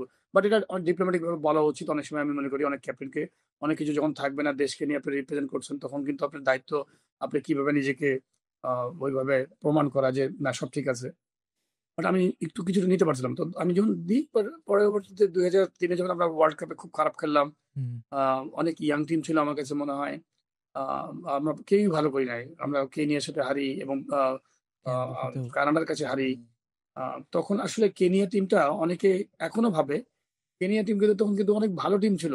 অনেকে কিন্তু জানে না যে কেনিয়া টিম কি ছিল। সেমিফাইনাল অনেকে খেলেছে ওই ওয়ার্ল্ড কাপে 2003 ওই ওয়ার্ল্ড কাপের সেমিফাইনাল খেলেছে এবং কেনিয়া টিম তো খুব চমৎকার টিম ছিল। মানে তারা সেমিফাইনাল এবং সাউথ আফ্রিকার কন্ডিশনে তারা কিন্তু ওই যে কেনিয়ার পাশাপাশি কারেক্ট ওই বাউন্সি উইকেটে খেলে অভ্যস্ত এবং টিমটাও খুব ভালো ছিল। সেমিফাইনাল খেলছে। আমরা একটা বাজে হারা আসছি কানাডার সাথে। আমরা কানাডার প্লেয়ারদেরকে পিক করতে পারি নাই যে কোন বোলারটা জোরে বল করে, কোনটা ফার্স্ট ক্লাস খেলে অস্ট্রেলিয়ান টিমে ও কানাডার হয়ে খেলছে। এইগুলো আমরা কেউ তখন কম্পিউটার অ্যানালিসিস তেমন ছিল না। আমরা বুঝতে পারি নাই যে কোনটা বেস্ট প্লেয়ার। রাইট আমরা তখন তো আর ওরকম ভাবে কম্পিউটার অ্যানালিসিস ছিল না আমাদের। আর আমি কি বললাম যে যেখানে আমি বলই পাই না, প্র্যাকটিস ফ্যাসিলিটি পাই না, কি করে আশা করবেন সব একটা লাক্সারি আর কি। হ্যাঁ, তো যাই হোক আমরা হেরে গেলাম। হেরে যাওয়ার পরে আমার ক্যাপ্টেন্সিতে ইয়া হলো। পরবর্তী ক্যাপ্টেন আসলো হচ্ছে সুজন ভাই। সুমন নাকি হাবিবুল না, বাশা? সুজন আসলো। আচ্ছা আচ্ছা আচ্ছা আচ্ছা সুজন আসলো হ্যাঁ। এবং এই সুজন আসার পরে সুজন করছি ক্যাপ্টেন্সি। সুজন ভাইও কিন্তু করছে, বাট পারফরমেন্স ভালো করছিল না। পারফরমেন্স সামও অ্যাজ এ ক্যাপ্টেন তার রিদমটা ভালো যাচ্ছিল না, ব্যাটিং বোলিং ভালো করছিল না, টিমের দেশে ভালো ছিল না। পরবর্তীতে আমাকে যখন আবার ওই যে পাকিস্তান মুলতানের যে কথাটা বললেন আপনি, ওই মুলতানে যখন খেলতে যাই করাচিতে আমাকে আবার অফার করা হয়েছিল বাংলাদেশ টিমে ক্যাপ্টেন্সি করার জন্য। আচ্ছা আচ্ছা আচ্ছা তো আসলে আমি খুব কষ্ট পেয়েছিলাম ওই সময়টাতে, মানে সবকিছু মিলায়। পরে আমি যখন বিসিবি থেকে আমাকে যখন অফার করে করাচিতে যে আমরা তোমাকে আবার চাচ্ছি, এরকম এই ঘটনা, আমি আসলে একটু সম্মানের সাথে বলছিলাম যে ভাই আমাকে মাফ করেন, আমি আসলে ফ্যামিলির সাথে ডিসকাস করবো। আসলে এটাকে অ্যাভয়েড করতে চাচ্ছিলাম যে আমি ক্যাপ্টেন্সি নিব না, বিকজ হচ্ছে যে একটা জিনিস আমি খুব কষ্ট পেয়েছিলাম। দুর্জয় যখন নাইমুর রহমান দুর্জয় যখন ক্যাপ্টেন ছিল প্রথম, দুর্জয় একটা সিরিজ চলা অবস্থায় দুর্জয়কে অফ করে আমাকে ক্যাপ্টেন্সি দিয়েছিল। খেয়াল আছে কি জিম্বাবুয়ের সাথে? আমি যখন ক্যাপ্টেন্সিটা পাই তখন একটা সিরিজ চলছিল চিটাগাঙে এবং ঢাকাতে। তো দুর্জয়কে বাদ দিয়ে আমাকে ম্যাচের মাঝেই ক্যাপ্টেন্সি দেওয়া হয়। আমি কিন্তু নিতে চাচ্ছিলাম না সিলেক্টরদেরকে। ওনারা খুব সম্মানিত ব্যক্তি সিলেক্টর যারা ছিলেন। আমি একটু রিকোয়েস্ট করলাম যে এই সিরিজ চলা অবস্থায় না দিয়ে সিরিজটা শেষ হোক, তারপরে আমাকে যদি দেন কোনো সমস্যা নাই, নিতে সমস্যা নাই, আমারও ভালো লাগবে। আমার টিমের ড্রেসিং রুমে আমি রেসপেক্ট করি তো ক্যাপ্টেনকে। যাই হোক আমাকে একটু প্রেশারও ছিল যে না, তোমাকে আমরা চাচ্ছি, আমরা তোমাকে ক্যাপ্টেন্সি অফার করছি, তোমার দায়িত্ব, তুমি হ্যাঁ কি না। তো যাই হোক আমি নিয়েছিলাম। এইটা আমার কাছে খুব খারাপ লেগেছিল যে অন্য একটা ক্যাপ্টেনকে একটা অসম্মান করা হয়, যে ক্যাপ্টেন থাকে তাকে অসম্মান করা হয় একটা সিরিজ চলা অবস্থায়। আপনি আগে থেকে অ্যানাউন্স করে রাখছেন যে টেস্টে এই করবে, ওয়ান ডে করবে, সমস্যা নাই। তো ঠিক সুজন ভাই যখন মানে ক্যাপ্টেন্সি করছে, ঠিক সুজন ভাই চলা অবস্থায় সুজন ভাই তখন জানতেন জিনিসটা যে আমাকে অফার করতে আসছে ক্রিকেট বোর্ড থেকে। তখন আমি সুজন ভাইকে বলছিলাম, সুজন ভাই তুমি নিঃসন্দেহ করবো, আমি এই ক্যাপ্টেন্সি নিবো না, বিকজ আমি এটা চাইও না একজন ক্যাপ্টেনকে অফ করে আবার একটা ক্যাপ্টেন নতুন ভাবে আবার আসলাম। আমি চাই যে যিনি ক্যাপ্টেন থাকবে তাকে সম্মানের সাথে নিবে, সম্মানের সাথে যাবে। এই ছিল আর কি। না অ্যাবসলিউটলি। এন্ড আরেকটা জিনিস সবসময় আমার একটা মানে কিউরিওসিটি বলা যায় এখন, কারণ এতগুলা দেখেছি, সেটা হচ্ছে যে অবভিয়াসলি 2007 ওয়ার্ল্ড কাপ অনেক ভালো খেলেছি আমরা। আপনি ফার্স্ট গেমটা খেলেছেন, এরপরে আপনি আর খেলেন না, আমি যতটুকু আমার মনে আছে। এরপরে ট্রানজিশন হয়ে গেল টু মুশফিকুর রাহিম। হ্যাঁ, এবং আমি যতটুকু জানি, আমি ক্ষমা করবেন আমি ভুল হয়ে থাকলে, যে আপনি অ্যাকচুয়ালি মাঠ থেকে বিদায় নিতে পারেন নাই, এবং অনেক প্লেয়ার আমাদের মাঠ থেকে বিদায় নিতে পারছে না। ইনফ্যাক্ট ইভেন তামিম ইকবাল বলেন, মাশরাফি বিন মুর্তজা বলেন, কেউই পারে না। এটা আমরা কি কালচারটাই কি বিল্ড করতে পারলাম না? মানে না, একটা হচ্ছে যে কালচার বিল্ড করতে পারি না, প্লাস হচ্ছে আমাদের যারা সিলেকশনে থাকেন গার্ডস খুবই কম। গার্ডস আমার কাছে মনে হয়, আমি তাদেরকে সম্মান দিয়ে বলি যারা এর আগে দিনগুলোতে ছিলেন। গার্ডস বলতে কেমন, যে ধরেন সাপোজ আপনি আমার একটা এমপ্লয়ার আছে ধরেন অফিসে, আমি জানি যে ওই এমপ্লয়ারটা দীর্ঘ 30 বছর ধরে চাকরি করছেন, কিন্তু ওনার জায়গায় আমি কম স্যালারিতে এবং তার চেয়ে ভালো পারফর্মার পেয়ে গেছি। তার রিটায়ারমেন্টেরও সময় হয়ে গেছে, বোঝা যাচ্ছে এই লোকের চেয়ে বেটার লোক পেয়ে গেছে ওই অপশনে আমার বিজনেস ডেভেলপমেন্টের জন্য, ধরেন বাংলাদেশ টিমের পারফরমেন্সের জন্য। সত্যি কথা, আপনি তো তখন ওই লোকটাকে শূন্য সম্মানের সাথে 30 বছর উনি কাজ করেছেন, ওনাকে তো নিশ্চয়ই আপনাকে টাইম দিয়ে দেবেন যে ভাইয়া 3-6 মাস আপনাকে সময় দিলাম, 6 মাসের মধ্যে আপনি সুন্দর করে একটা সুন্দর আন্ডারস্ট্যান্ডিং এর মধ্যে অফিস এবং কর্মকর্তা দুজনের মধ্যে, প্লেয়ারের মধ্যে কথা হবে যে 6 মাস টাইম আছে, তোমাকে সুন্দর প্ল্যাটফর্ম দিতে চাই, তোমার মুখ থেকে তুমি নিজে বলো যে কোন সময় তুমি রিটায়ারমেন্টে যেতে চাও, কিভাবে আমরা হেল্প করতে পারি, আমরা সুন্দরভাবে তোমাকে আয়োজন করে তোমাকে ছাড়তে পারি মাঠ থেকে। এই পুরো একটা সময় প্রক্রিয়া তাকে ধরাই দিলেন। তো যদি দিতেন সেও কিন্তু সম্মানিত বোধ করলো, এটা মিডিয়াতে যাবে না, তোমার পক্ষ থেকে আসবে, খেলোয়াড় তুমিই দিবা ডিসিশন, এবং আমরা আমরা আমরা চুপে চুপে জেনে থাকবো যে হ্যাঁ তুমি এটা এটা করছো, সিলেক্টররা, হুম, কিন্তু তুমি এই ইয়েটা অ্যানাউন্স তোমার মাধ্যমে আসো। হুম, যদি সেটা কিন্তু সুন্দর, দেখতে ভালো লাগতো, হুম, জি এবং তাকে বলতে হতো যে আমি কিন্তু তোমার ব্যাকআপ প্লেয়ার পেয়ে গেছি, কিন্তু ভবিষ্যতে দেখা হলো যে সে কিন্তু তোমার জায়গা নিলে তুমি রিটায়ারমেন্টের সময়টা পাবা না, হুম, তো তুমি চিন্তা করে ফেলো। এটা হচ্ছে মিউচুয়াল আন্ডারস্ট্যান্ডিং, একদম তলে তলে ভিতরে ভিতরে শুধু ভাই রাইট, ভাইয়ের মতো সম্পর্ক থাকবে রাইট, জি সিলেক্টর এবং ওই প্লেয়ারের। কিন্তু দুলাল ভাই জি একটা খেলোয়াড় যখন দীর্ঘ 15 বছর 20 বছর সার্ভিস দিবে, হুম, 10 বছর সার্ভিস দিবে, তখন কিন্তু তার রেসপেক্ট হওয়া উচিত ওইরকম, তার সম্মানটা হবে এরকম, বিকজ 10 বছর সার্ভ করা কম ব্যাপার না। হুম, আপনি একটা ম্যাচ খেলে চলে গেছেন, দুটো ম্যাচ খেলে চলে গেছেন, আপনি জানেন না যে কবে আসবেন আর কবে ঢুকবেন, তাকে কিন্তু ডিফিকাল্ট হয়ে যায়। জি জি পাল ভাই তো এই জিনিসটা যে কেবল খেলোয়াড়দের জন্যই একটা কষ্টের মানে আমাদের লেজেন্ডের জন্য একটা কষ্টের বিষয় তা না। দর্শক হিসেবে অথবা ফ্যান হিসেবে আমরা যখন দেখি যে যাকে প্রাপ্য সম্মানটুকু দেওয়া হচ্ছে না, এটা একটা আমি মনে করি এটা অসম্মান করাই কাউকে। অ্যাবসলিউটলি, আহ, এবং এটা কিন্তু দর্শক হিসেবেও জিনিসটা কিন্তু আমরা নেগেটিভলি নেই যে কেন আমি তাকে করলাম। মাশরাফির মতো প্লেয়ার, আপনার মতো প্লেয়ারকে যখন আমরা লেজেন্ডদেরকে তাদেরকে দেখে আমরা আমরা ক্রিকেটকে ভালোবাসছি, তাদেরকে যদি এরকম করে চলে যেতে হয়, এটা এই জিনিসটা আমাদের মনে হয় পরিবর্তনটা মানে কিভাবে আসবে একটা আপনি হচ্ছে যদি যে বলতেন। আপনি বলতে পারেন যে আমি প্রথমে বলেছি গার্ডস নাই, বলেছি হুম, গার্ডস নাই বলতে পারেন, অনেক সময় ইগো ইগো বলতে পারেন যে ইগো আছে সিলেক্টরদের। যেমন সাপোজ আমার কথাই বলি, আমার আমার অল্টারনেট যখন মুশফিক যখন আসছে, হুম, বিকজ আমি তো চাইবো যে একটা আমার ইয়াং প্লেয়ার এসে আমাকে আমার চেয়ে বেটার প্লেয়ার হোক। আপনি যদি সত্যি ট্রুলি যদি একজন হিউম্যান হয়ে থাকেন, আপনি চাইবেন দেশের উন্নয়নের জন্য আরো একটা বেটার প্লেয়ার আসুক। অ্যাবসলিউটলি, আমি তো চিরজীবন খেলবো না, জি কিন্তু আপনাকে যদি সিগন্যাল দেওয়া হয় যে এই আমরা কিন্তু একটা বেটার প্লেয়ার পেয়েছি, উনি পারফর্ম করলেই কিন্তু তোমার কিন্তু আস্তে আস্তে করে তোমাকে বেরিয়ে আসতে হবে, এবং 3 মাস 4 মাস সময় দিব, তুমি আস্তে করে প্ল্যান কল নিয়ে রাখো।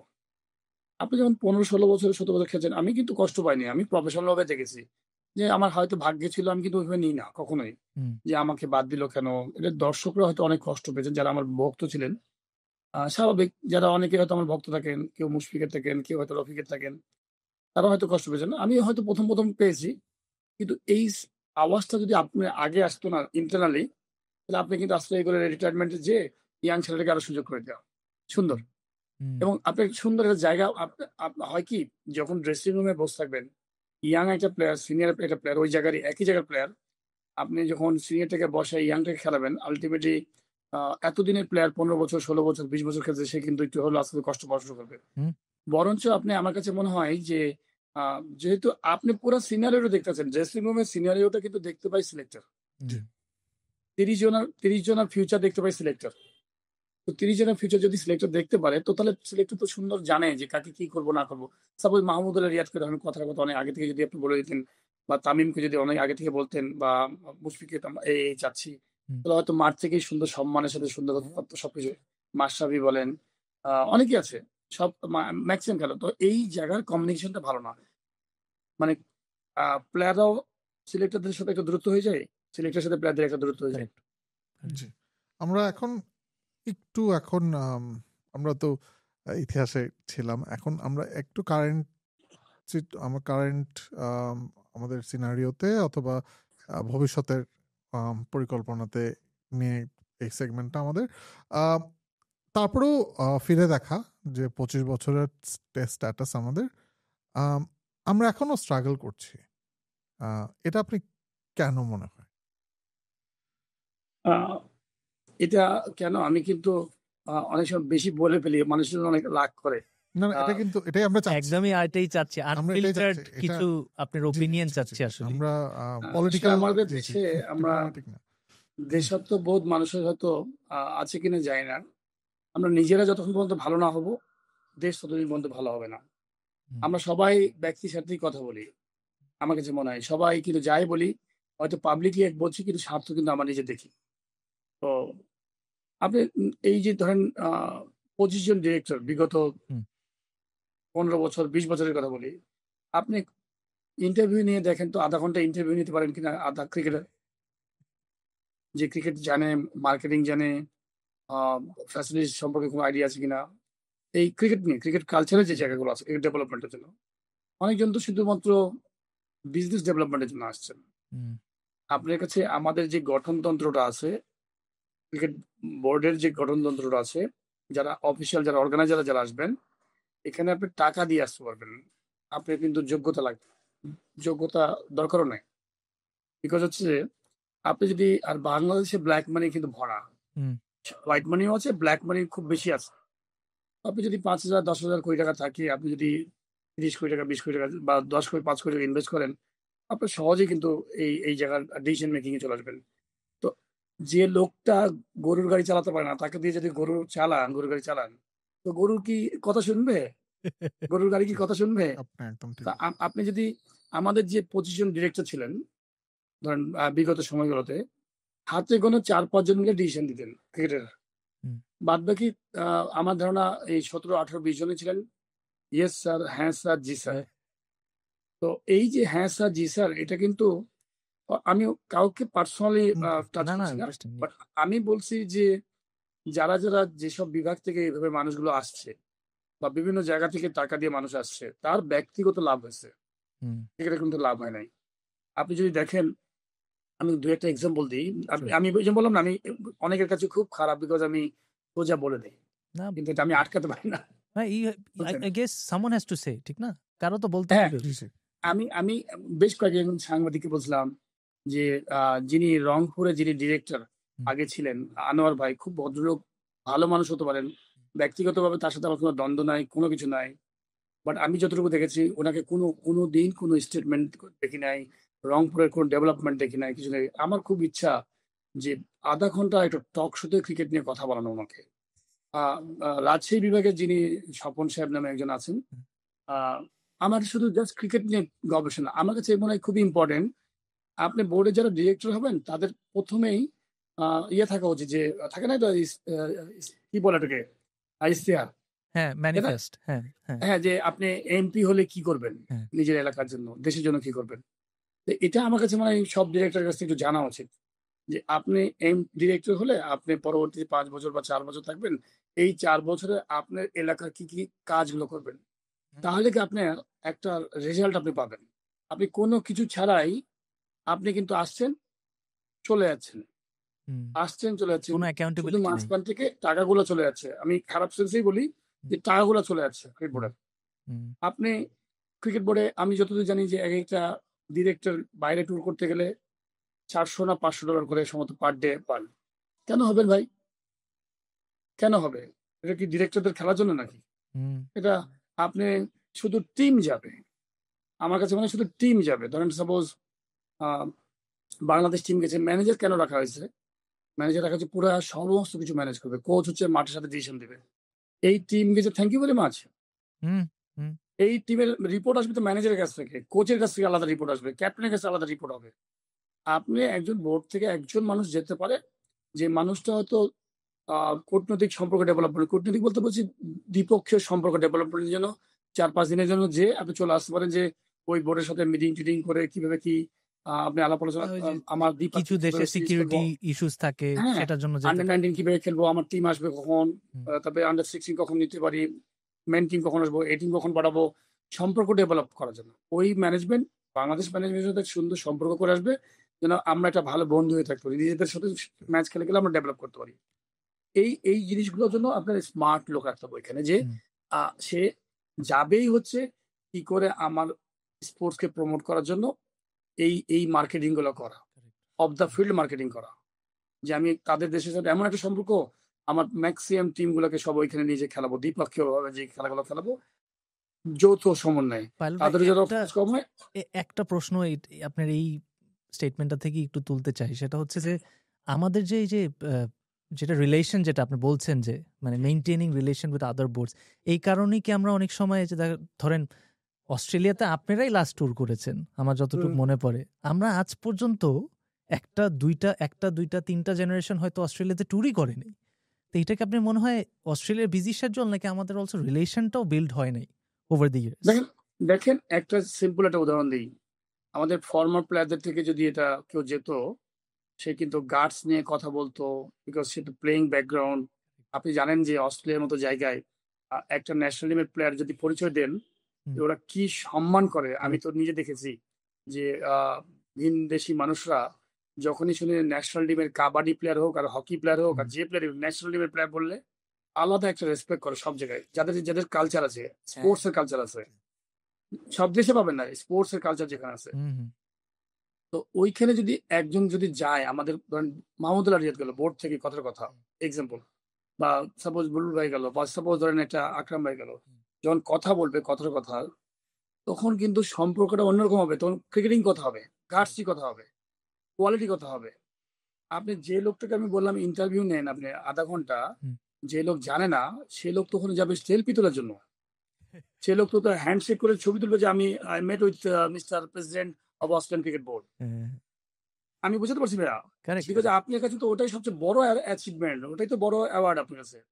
আর যে প্লেয়ারটা ন্যাশনাল টিমে খেলেছে, যে প্লেয়ারটা ভালো ভালো জায়গায় দেশ বিদেশে ঘুরতে ঘুরতে সবকিছু করেছে, ওর কাছে ওই ছবি তোলার জন্য বসে থাকবে না ওখানে।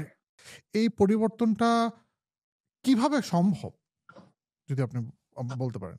আপনার দেশের প্রেক্ষাপটে সমস্ত কিছু চিন্তা ভাবনা করে আপনাকে নিজের মতো করে দেশ পরিচালনার জন্য, দেশের স্পোর্টস ক্রিকেটের ডেভেলপমেন্টের জন্য আপনাকে গঠনতন্ত্র এমন ভাবে বানাতে হবে যেন আমার ফাঁক ফোকর না থেকে, খারাপ মানুষ না আসতে পারে, ক্রিকেটিং বিচক্ষণ লোক আসতে পারে, এবং আপনাকে ওই জিনিসটা তৈরি করতে হবে। ধরেন আপনি একটা বিজনেসম্যান, ধরেন একটা বড় কোম্পানির লোক, আপনি নিশ্চয়ই আননোন লোককে নিয়ে এসে তখন বসাই দিবেন না।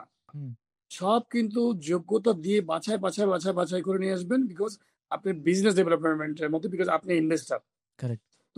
তো সেই ক্ষেত্রে আমার কাছে মনে হয় যে আপনি যদি এই জিনিসটা করেন, তাহলে কিন্তু ক্রিকেট বোর্ডটাকে যদি নিজের মনে করতেন, স্পোর্টস মিনিস্ট্রিকে যদি নিজের মনে করতেন, তাহলে কিন্তু আপনি অবশ্যই আপনি গঠনতন্ত্রটা এমনভাবে বানাতেন যে গঠনতন্ত্রতে সুন্দর করে বাংলাদেশের স্পোর্টস ডেভেলপমেন্টের জন্য আপনি গলতে তো ইয়া আছে মিনিস্ট্রি।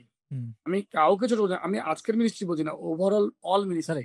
আপনি যদি দেখেন যে আমাদের একটা সময় আমি মিনিস্টার ছিল স্পোর্টস মিনিস্টার বীরেন শিকদার, আমি পার্সোনালি ওনাকে চিনি না, ওনার স্পোর্টস ব্যাকগ্রাউন্ড জানেন। আহাদ আলী সরকার স্পোর্টস ব্যাকগ্রাউন্ড নেন। আপনি মিনিস্টার পটল সাহেব ছিলেন আমার বাড়ির পাশে, রাজশাহীর পাশে, নাটোরের বাসা, ওনার স্পোর্টস ব্যাকগ্রাউন্ড নেন। তো আমাকে স্পোর্টস ব্যাকগ্রাউন্ড থাকতে হবে তা না, কিন্তু স্পোর্টস এর উপরে একটা ভালো নলেজ থাকতে অবশ্যই। তো ওই মিনিস্টার যদি ভালো না হয়, ছাতার উপরে যদি ফুটা হয়, তো পানি তো ধরেন পড়বে। তো যে ওই স্পোর্টস মিনিস্টার যারা সচিব হয়ে আসবেন, যারা কাজ করবেন, তাদেরকে ওই স্পোর্টস এর লাভার অথবা স্পোর্টস ডেভেলপমেন্টের জন্য গবেষণা করার জন্য ডিপার্টমেন্টই থাকতে হবে, যে কি করে আমার স্পোর্টস এর গবেষণা করে আমি প্রত্যেকটা রাইট পিপলকে নিয়ে আসতে পারি। কি সত্যি বলা যায় যে ন্যূনতম ধারণা ছাড়াই তারা কেউ পোস্ট হোল্ড করছে? এমন হয়তো সচিব আছেন যার হয়তো প্লেইং ব্যাকগ্রাউন্ডই নাই, কোনো স্পোর্টস লাভই করতো না সে। তো উনি তো গ্যালারির একটা ঘাসের মর্মই বুঝবে না, ঘাস লাগায় যে ঘাসটা কাটলে কষ্ট হয়, সেই কষ্ট তো উনি ফিলই করবে না। পানিশমেন্ট পোস্টিং মনে হয় মাঝে মাঝে, মানে পানিশমেন্ট পোস্টিং আর মানে না, আমি কিন্তু কাউকে আমাদের দেশের ধরেন সাপোজ আপনি যদি এমন আমাদের কিন্তু ফাইন্যান্সিয়াল লোক লাগবে, যে মার্কেটিং এর লোক লাগবে, হিউজ টাকার লোক লাগবে, বাণিজ্যিক ভাবে দেখতে হবে, বিকজ খেলা এমন একটা জায়গায় চলে গেছে, বাণিজ্যকরণের জায়গায় চলে গেছে, স্পন্সর লাগবে। কিন্তু আপনি এমন ভাবে গঠনতন্ত্রটা বানান যে খেলার দিক দিয়ে কিছু যোগ্যতার লোক, স্কিল লোক আসবে, মার্কেটিং এর জন্য কিছু স্পন্সর লোক আসবে, যারা বিভিন্নভাবে ফাইন্যান্স করে থাকে, বিভিন্নভাবে তারা আসতে পারে, বিভিন্ন আপনাকে আইডিয়া করতে হবে। তো it's an ecosystem, and it's an industry basically এখন। আপনি এমন ভাবে নিয়ে আসবেন যেন প্রত্যেকটা সেক্টরকে, ওনারা হয়তো মার্কেটিংটা দেখবেন। এখানে বাংলাদেশে অনেক বড় বড় কোম্পানি আছে যারা ওনার আমাদের ক্রিকেট বোর্ডে আসতে চাই, তাদেরকে নিয়ে আসতে হবে, নিয়ে এসে তাদেরকে হয়তো এমন একটা দিলেন, তারা টেকনিক্যাল বিষয়ে আলাপ করতে পারবে না ক্রিকেটিং, তারা হয়তো ক্রিকেটিং টেকনিক্যাল বিষয় ডিসিশন নেবে না, তারা হয়তো কি করে বাংলাদেশ ক্রিকেট বোর্ডের টাকা বাড়ানো যায়, স্টেডিয়াম কত আরো বাড়ানো যায়, স্টেডিয়ামের নামগুলোকে কি করে মানে মার্কেটিং করে আনা যায়, স্পন্সর কি করে আনা যায়, সেই সবগুলো দেখবেন। বিভিন্ন প্রক্রিয়া করতে হবে। দিন শেষে আপনাকে আপনার পরিবারের ড্রয়িং রুমটাকে সুন্দর করবেন কি করে, ওই রকম মানুষকে আপনি নিয়োগ দিতে হবে। আর আপনি বলছিলেন যে এটা কি করে সম্ভব, এটা সম্ভব না আমার কাছে মনে হয়, ব্যক্তিগতভাবে আমার কাছে মনে হয় সম্ভব না।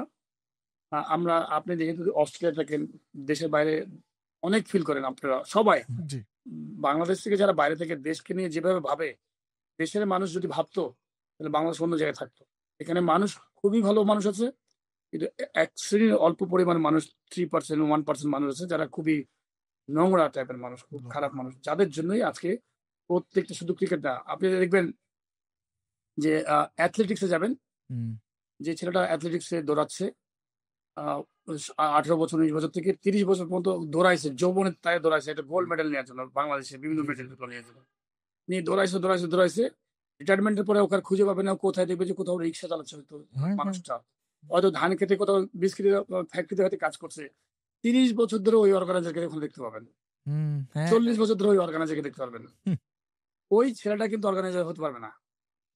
তো এইটা হচ্ছে আমাদের সিস্টেমটা হচ্ছে এরকম, বিকজ আমাদের দেশটার যারা ডিসিশন মেকিং এ থাকেন বিভিন্ন দলগুলা, তারা বলে না যে এটা দলীয়করণ করা হবে না, মৌখিক বক্তব্য, কিন্তু ফিজিক্যাল যে কাজটা সেটা হচ্ছে কিন্তু আলটিমেটলি দলীয় সব, হুম, স্কিল লোক আসতে পারে না, বিকজ আমাদের আপনি যদি ওইখানে লেখা থাকতো না, গঠনতন্ত্রের মধ্যে লেখা থাকতো, তাহলে আর পারতো না, হুম।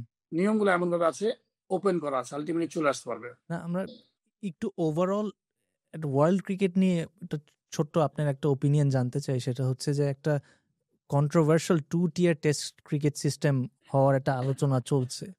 আপনার কি মনে হয় যে ক্রিকেট তো already it's not a it's not a it's not a world sport, মানে এটা তো অল্প কয়েকটা দেশ টপ লেভেলে খেলে বলা গেলে এখন, in terms of test cricket at least.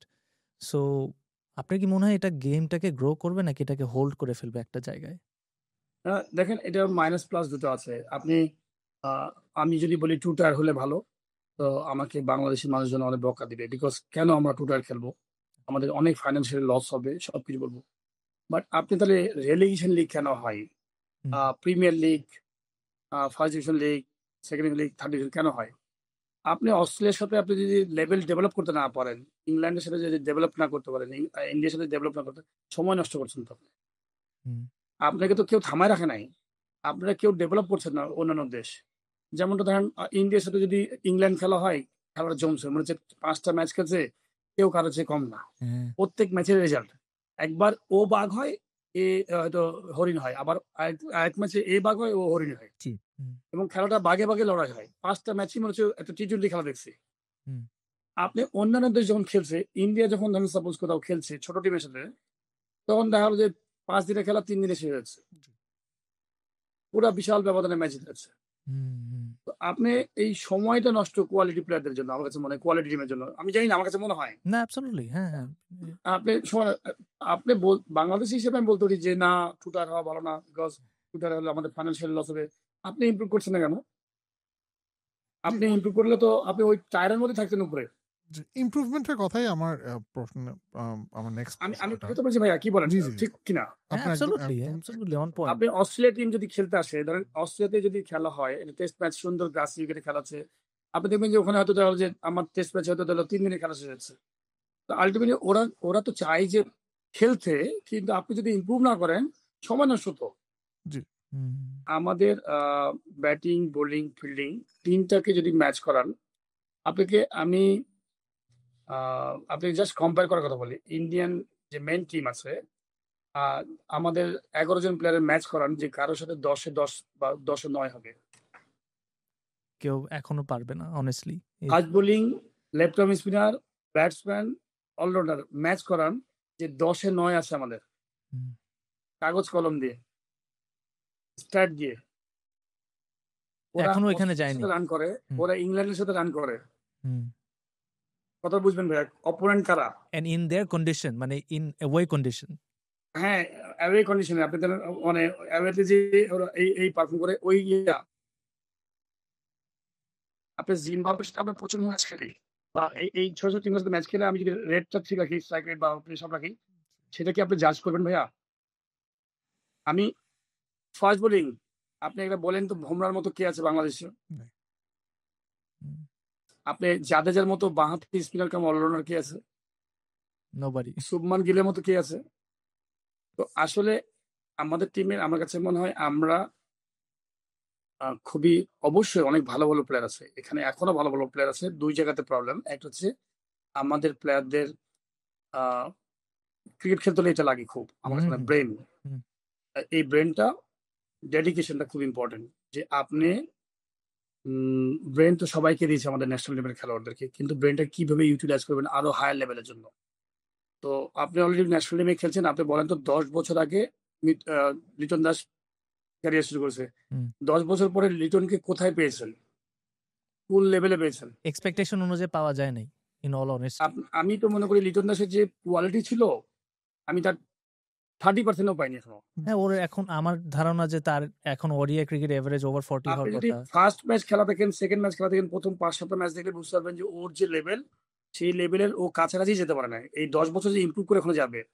আপনি অন্যান্য প্লেয়ার চিন্তা করেন, ধরেন সৌম্য সরকার, আফিফ, যারা যারা খেলেছে, মানে এখনো যারা খেলছেন, তো তো তাদের স্বপ্নটা কোথায় হওয়া উচিত?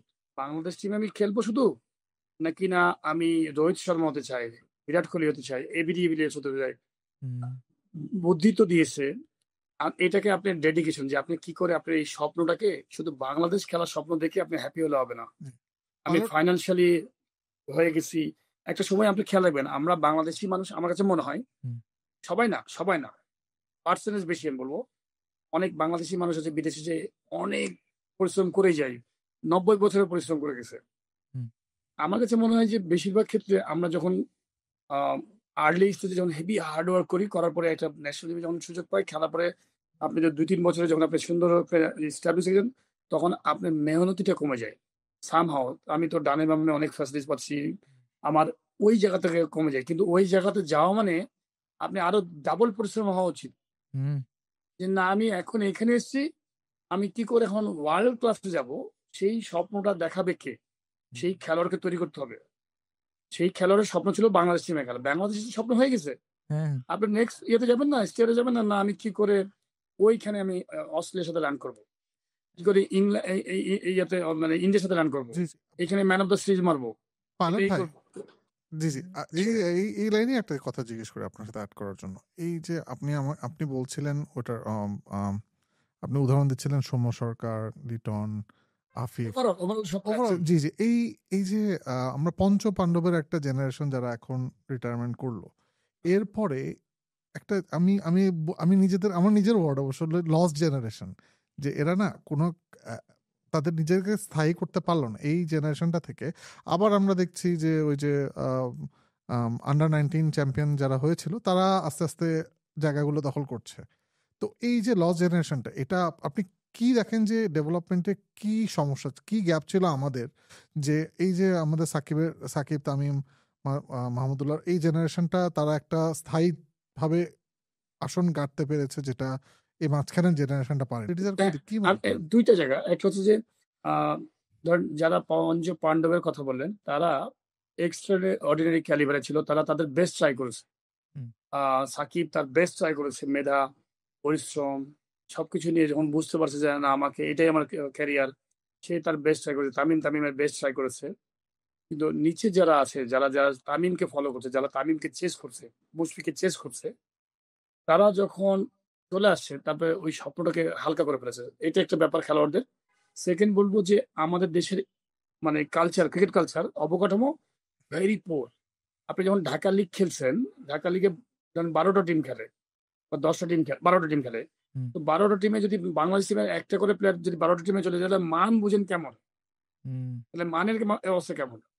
বিপিএল খেলছেন, সব ওয়ার্ল্ড মানে ক্রিকেটে যখন সব সুপারস্টারকে নিয়ে আসছেন, তখন আপনি নিয়ে আসছেন বেঞ্চে বসা প্লেয়ার গুলোকে নিয়ে আসছেন, হয়তো কেউ অনেকে চিনেই না কেউ কোনো প্লেয়ার। এই যে ডোমেস্টিক খেলছেন একদম পোর ক্রিকেট, আপনি ইন্ডিয়ার সাথে ম্যাচ খেলার পরে 1 মাস, ধরেন 2টা টেস্ট, 3টে ওয়ানডে খেললেন, খেলার পরে যখন আপনি ডোমেস্টিক এসে 3 মাস আপনি বাজে কালচারে খেলছেন, তখন কিন্তু আলটিমেটলি আপনার ফল করছেন আপনার পারফরমেন্স। হুম ইন্ডিয়া এই চ্যাম্পিয়ন্স ট্রফি খেলতে যাবার আগে ইংল্যান্ডের সাথে 5টা ওয়ানডে খেলছিল, হুম খেয়াল আছে? হুম ইংল্যান্ড এবং ইন্ডিয়া ও চ্যাম্পিয়ন্স ট্রফি ওয়ার্ল্ড কাপ খেলতে যাবার আগে তারা 5টা ইংল্যান্ডের সাথে ম্যাচ খেলেছে, কি কোয়ালিটি ম্যাচ খেলেছে। হুম আর পাকিস্তান খেলছিল সাউথ আফ্রিকা, পাকিস্তান আর নিউজিল্যান্ড, পাকিস্তানে হুম ট্রাইনেশন চ্যাম্পিয়ন্স ট্রফি। তো তাদের ম্যাচগুলোর কোয়ালিটি দেখেন। আর বাংলাদেশ খেলছিল হচ্ছে কার সাথে যেন, জিম্বাবুয়ের সাথে কার সাথে যেন খেললো, হুম বুঝছেন?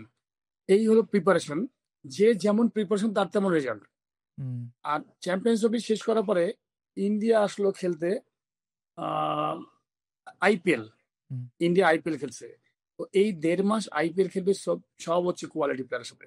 জি তো আপনি তো ওই মানটা ওরা ধরে রাখছে। আমি বলছিলাম না যে বড় গাছ হয়ে যাওয়ার পর আর মানে হুম বড় হবার আর জায়গা নেই, শুধু ফল খাওয়া। তো ইন্ডিয়া শুধু ওইটা মেনটেন করে আর ফলটা খায়, মেনটেন করছে আর ফলটা খাচ্ছে। আর সারাতে দলের যে গ্রুমিং এর জায়গাটা, হুম ওই জায়গাটা ওরা খুব সুন্দর কালচার করে রাখছে, যেন প্লেয়াররা বেস্ট ফ্যাসিলিটিস, হুম বেস্ট ট্যালেন্টেড প্লেয়ার সবকিছু ইউজ করে তারা যেন ওই জায়গাটা চেস করে রিপ্লেস করতে পারে।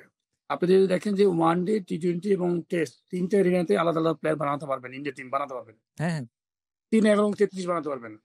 বাংলাদেশে কি পারবেন 3 এবং 33টা প্লেয়ার 3 ফরম্যাটে? লিটন দাস ওয়ানডেও খেলবে, T20 খেলবে এবং টেস্টও খেলবে, হুম না সেটাই তো তাই না? আমাদের আমার পাইপলাইনটা কাছে তো তাই মনে হয়। হ্যাঁ আপনি অ্যাবসলিউটলি আমাদের পাইপলাইন নিয়ে তো সবসময় কথা হয়েই আসছে যে আমাদের একটাই সেট স্ট্র্যাটেজি, ওইখান থেকে আসতেছে প্লেয়ার।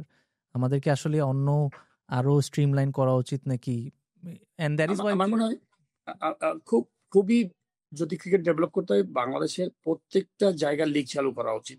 লিগ, বিকজ আপনি যখন ছোট বাচ্চা থাকবেন, ছোট কাদামাটি মানুষ, আপনাকে যেভাবে আপনাকে যদি একটু পুতুল বানাতে চাই, কাদামাটিটা পুতুল হবে, যদি বাঘ বানাতে চাই বাঘ হবেন। যেমন মানে মাটিটা যেমন তৈরি করবে তেমনই হবে।